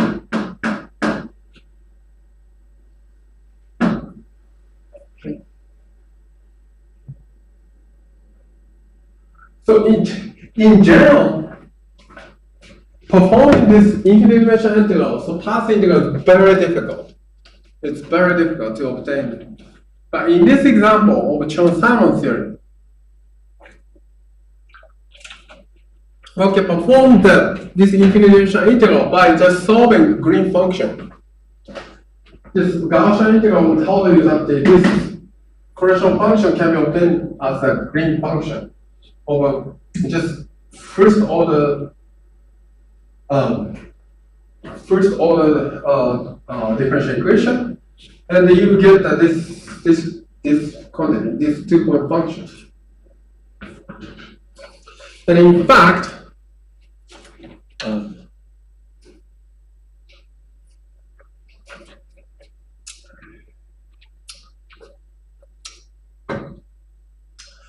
And then if you use this green function, one can just consider correction function, 2-point function of the Wilson loop along K1 and K2 inside a three manifold. That will give you this linking number of K1 and K2. Yeah. So it's a very magical. After doing this infinite dimensional so-called path integral, you get some integer. This is inside integer. And also topological quantity. So you need to deform the path K1 and K2. It doesn't matter somehow. So this is very. The previously Gauss, what Gauss found is how you integrate over Biot law and so on are classical ordinary Maxwell theory, electromagnetic. It's just classical theory. But here we already do the it's called path integral, final path integral. It's a quantum. So quantum. So here in quantum Chern-Simons theory.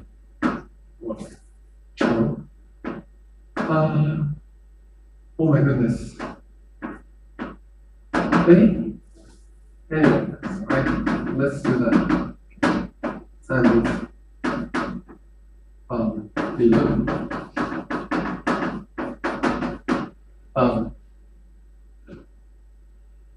it's a quantum war. Somehow you get this topological number.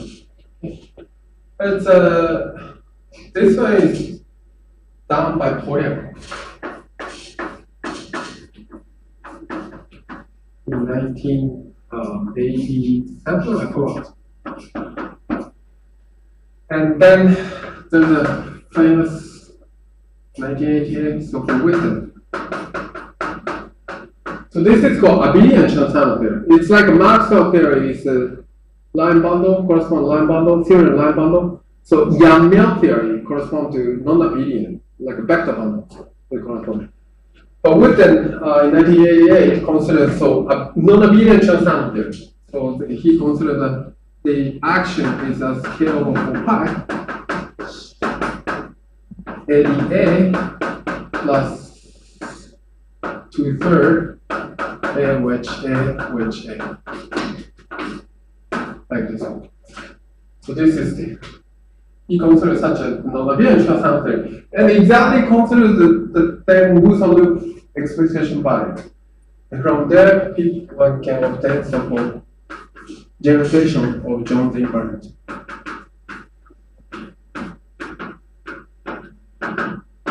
You might have heard of it. Geometry invariant is something will give you the three-dimensional topology appearing. This will give you not invariant. And yeah, so that story is so beautiful. And then since then, number of researchers are interested in this intersection between topology and the quantum field. And they give you so fruitful result, many fruitful results in both intersection between mass and physics. So this is another instance the linking number appear in physics. So this is the intersection between physics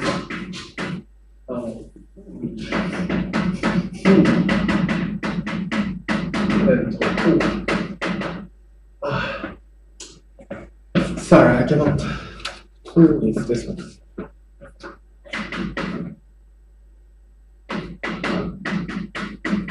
So miraculous relation between us.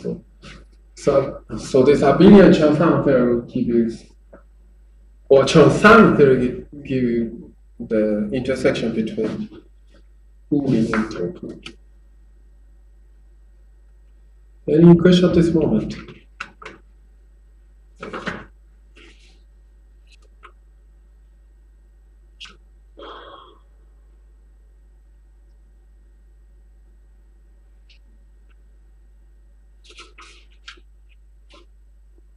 Okay, now so far we consider the so-called homology group and then a cohomology group. Those are the very basic quantity in the 代数图谱的库。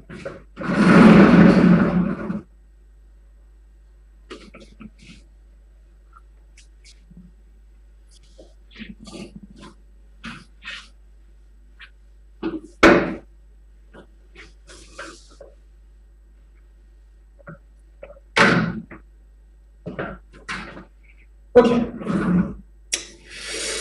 So another interesting topological quantity is the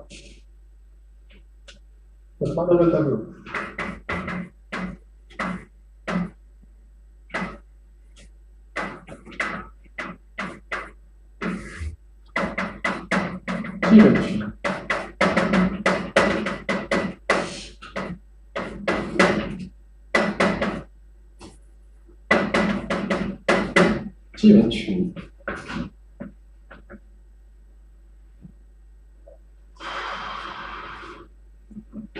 So 基本群 we just consider the path or what?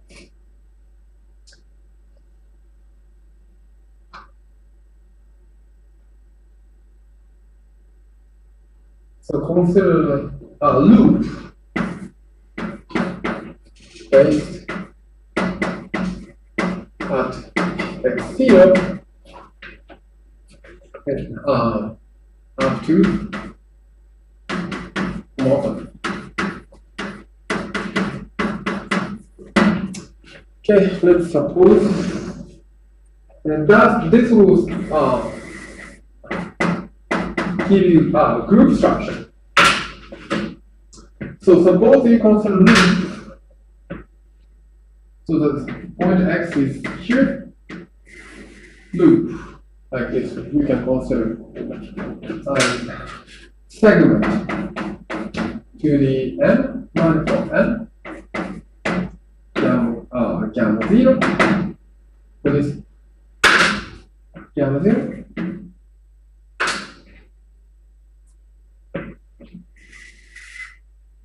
gamma 1 and gamma 1 is something like this one, gamma 1 is like this one. Okay. And the product gamma 0 times gamma 1. Okay. The product just obtained by I to n, but just composing. So composing like a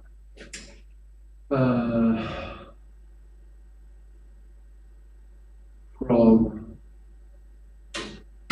T, let's see.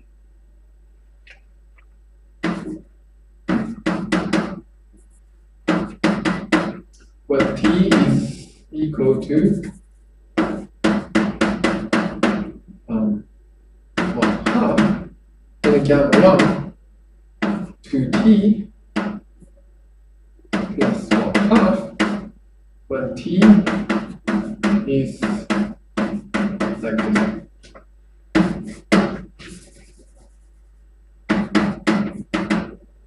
It's about like this. Namely, so you just have namely you just have this loop like this one. Okay. However, that is different from gamma 1 or gamma 0. Gamma 1 or gamma 0 is first go like this way, then next goes to like this way. Okay.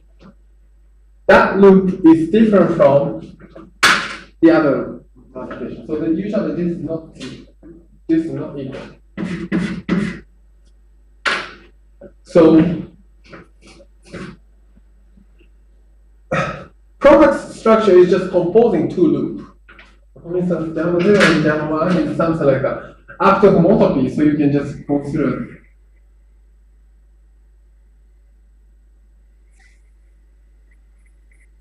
This is gamma 0 and gamma 1.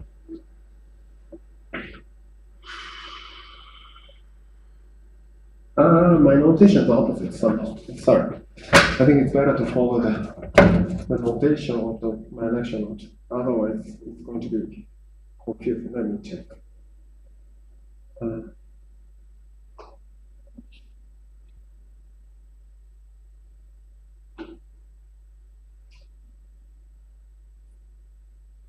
Yeah, I think it's the opposite.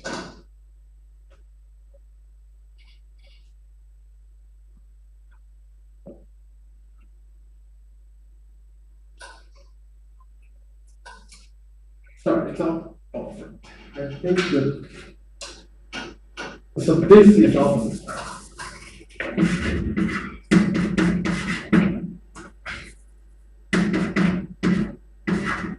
So this is opposite.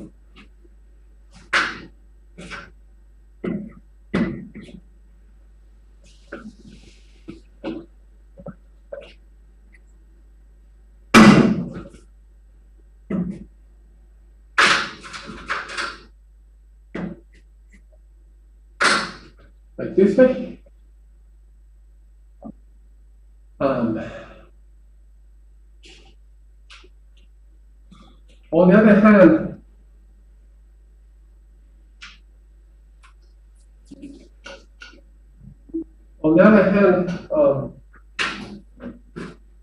gamma 1, gamma 0 is something like this one.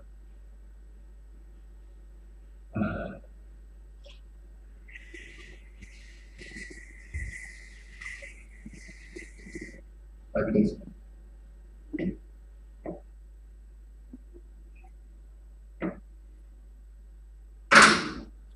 Okay. Now, unfortunately, they are not homotopically equivalent. Green and so this green is the gamma 1 star gamma 0. Green and red are not homotopy equivalent because this red path is just go from like this way. On the other, green is something like this way. Try to move red to green, you need to pass this genus. That's impossible. Okay.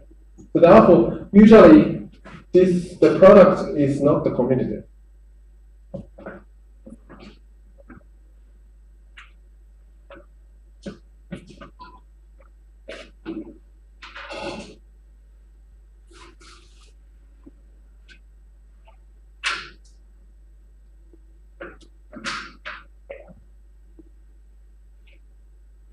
And this is called the pyramid of the manifold M. Okay. It's called fundamental group. Let's consider the manifold example.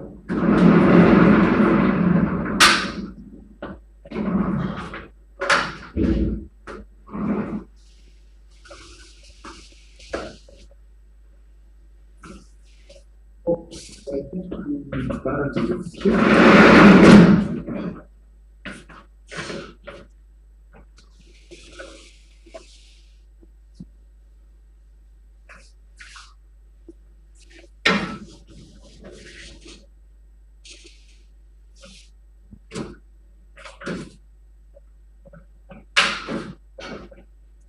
Suppose example.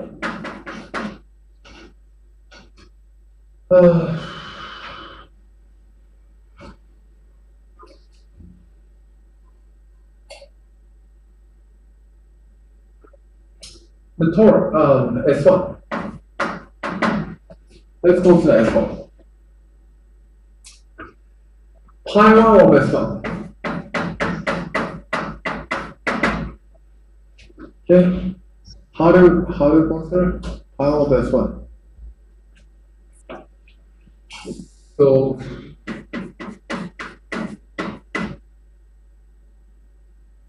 there's S1. Base point is essentially doesn't matter. So base point doesn't matter because even if you change base point, like for instance, if you just consider the like this way, base point x0, base point x1, and you just consider a loop around here, you just need to add the two passes like this way. Okay.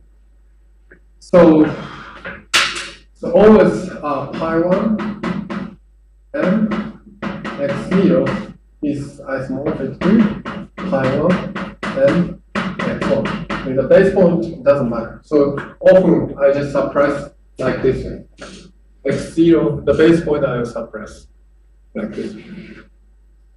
What is pi1 by s1? What is the loop inside s1? I is mapped to s1 is something like this way. That's one way. Another way is something like this one. Like this way. And so on. Okay? So it means how many times you just wrap. It's the same as the Whiting number or whatever, mapping degree. It's the same as mapping degree. So the up to orientation. Up to orientation.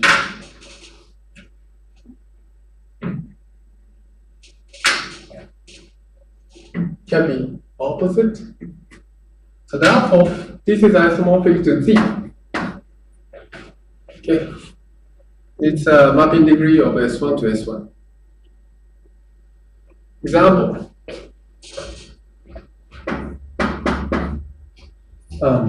T2. T2 is the S1 cross S1. Usually, pi1 of x cross y is pi1 of x plus pi1 of y. Okay.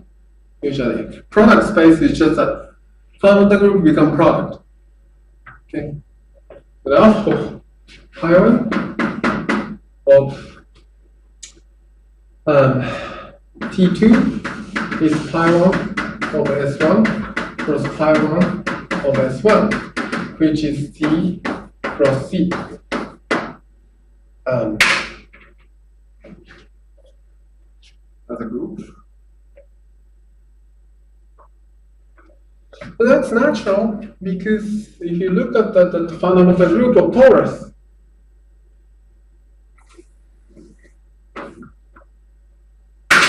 maybe it's better to write down.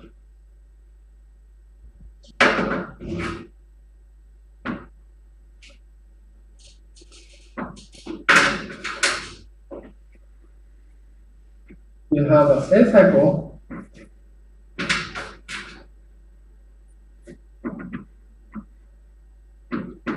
B cycle. Those are a loop inside a torus T2. Okay. And you can just wrap, like how many times you can just wrap A cycle, how many times you can wrap B cycle. That's the Z and Z, in fact. Okay.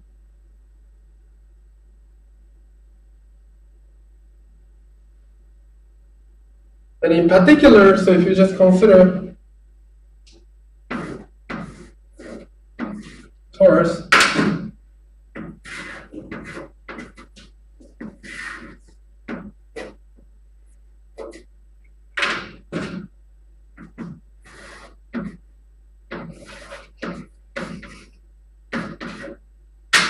like this way, so everywhere x0.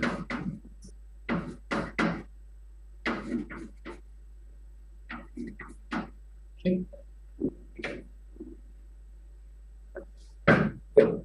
A, B, A inverse, B inverse. Okay. A times B times A inverse, B inverse. It's trivial.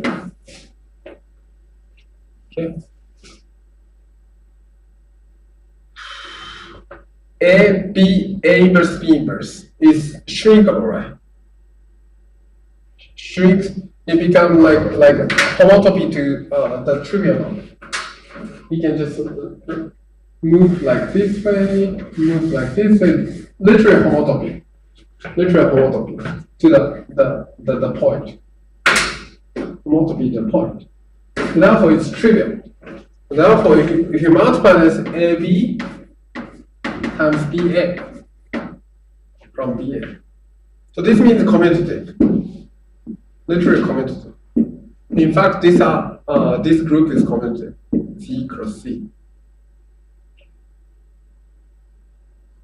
It's a abelian group, right? Abelian group, finite abelian group. So it's a commutative. Okay, another example.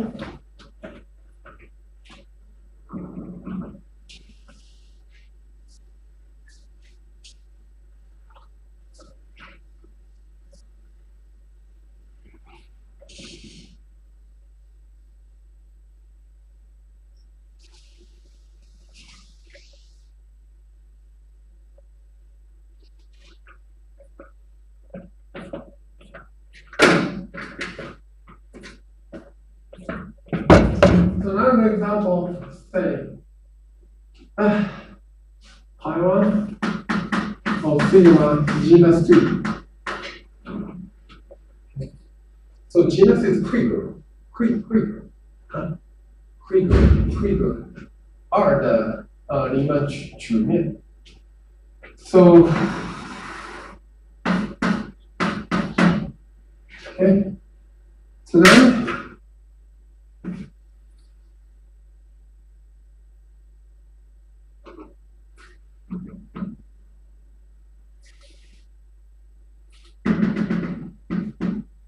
like this way, maybe it's better to change the color.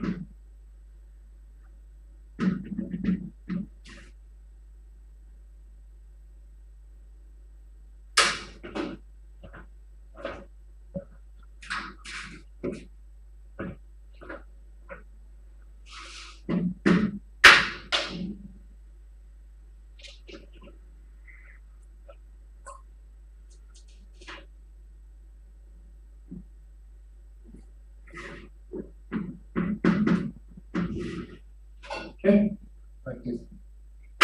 Fine.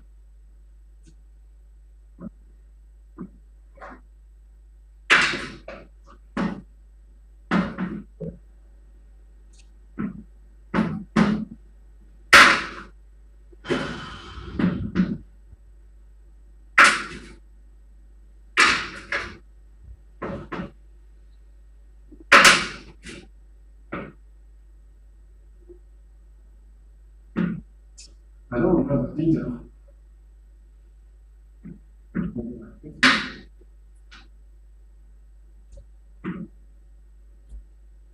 Like this. And if you just cut them out, what you get is the as follows.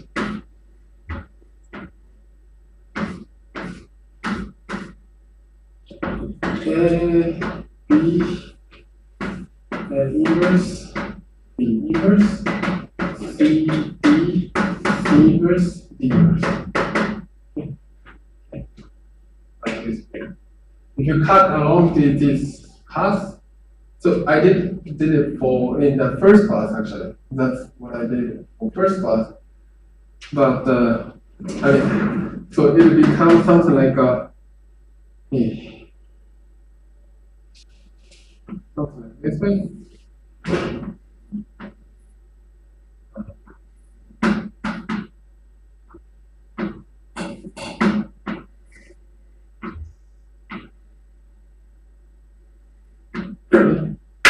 And then this is something like this one, E.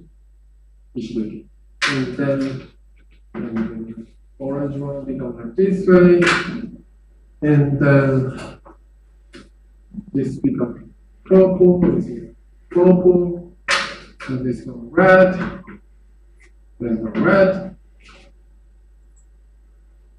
become red like this way, And further you cut around orange and blue. Okay? Then what you get is something like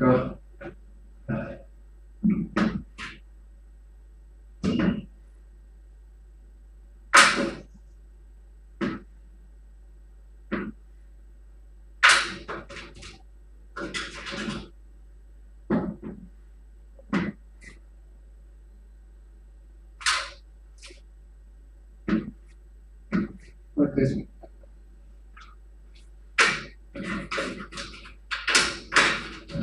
Like this. And then pattern was different. So generator is essentially given by A, B, C, D, but the relation is given by A, B, C, A, B inverse, B inverse, C, D, C inverse, D inverse. Is given. So this is the presentation of the group. And so in this example,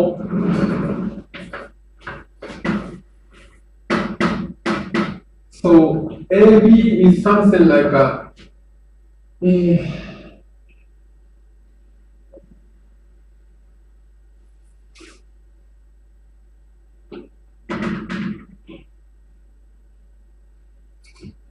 yeah. So this is the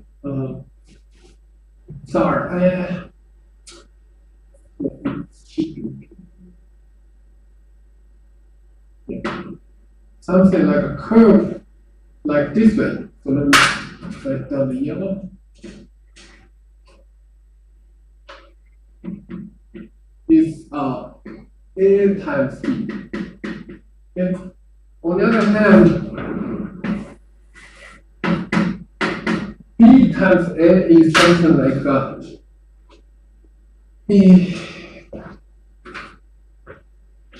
B times A is something like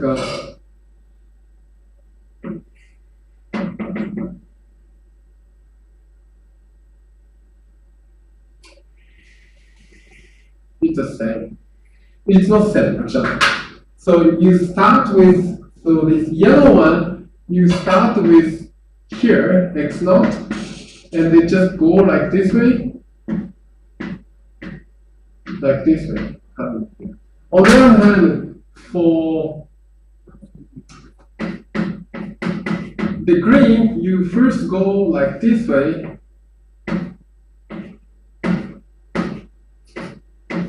okay, like this way. You cannot continuously change from, so this is B times A. You cannot continuously change this line to this line and so on by up to homotopy. So therefore, they are not equal. This path is not equal, but you cannot continuously. So therefore, it's non-commutative, non-commutative group. Okay. But up to they satisfy this condition. So another example is the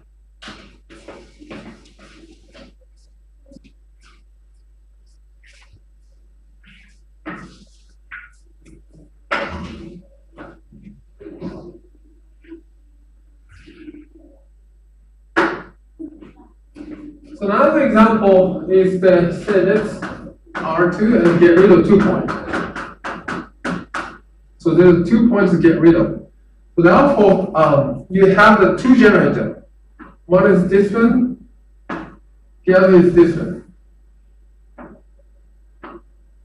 So let's call this one is say A and B. Okay. So A and B. So this direction is A direction, this is the B direction. So A, B, like this way.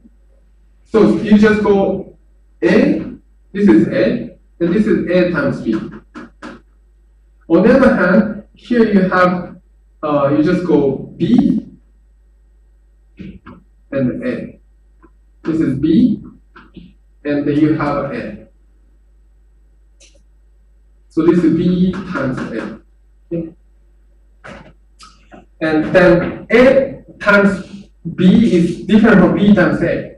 Okay? It's there because they are normal thing. So AB is clearly different from BA. You cannot just move them together to move one to the other after homotopy because there's a point is removed. So therefore, the Kelly graph is called Kelly graph. Yeah, the way I draw is stupid. The way I draw is stupid.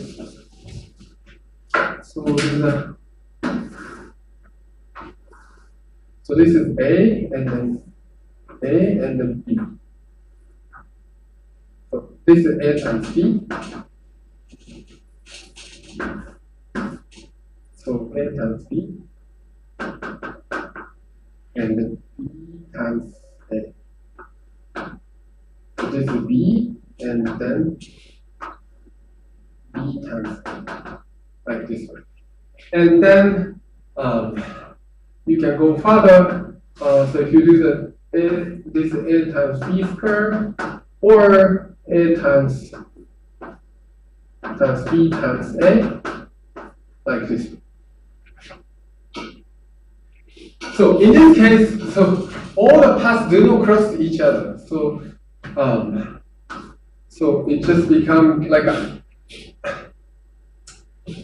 so ABA is different from A square B. It's a different from BA square, and also it's a different from these three possibilities. So they are all different elements, and you can just consider the corresponding element by just looking at the infinite many branches. This is called Kelly graph.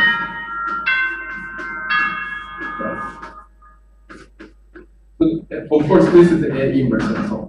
So that if you have infinite many branches of this diagram, you can have corresponding intersection corresponding element. And this is free. This one, part one of this one is called free group. C cross C. C cross C. Okay. Okay. So these are examples of another group, and then. Later, we will compute more example or more example and also more properties like universal covering and so on. That's what we want to learn. And later, so we will go to homotopy group. And I updated my lecture note slightly add content and overlay. Especially this homotopy group, I added more contents. So maybe if you next time I will talk about the homotopy group. At that time you can use the you can refer to the updated lecture. Because so this time a little bit explain a bit more about homotopy group. And every time you just give the same lecture is boring. So yeah. So I will talk about the homotopy group a bit more. Yes. Okay, let's stop here.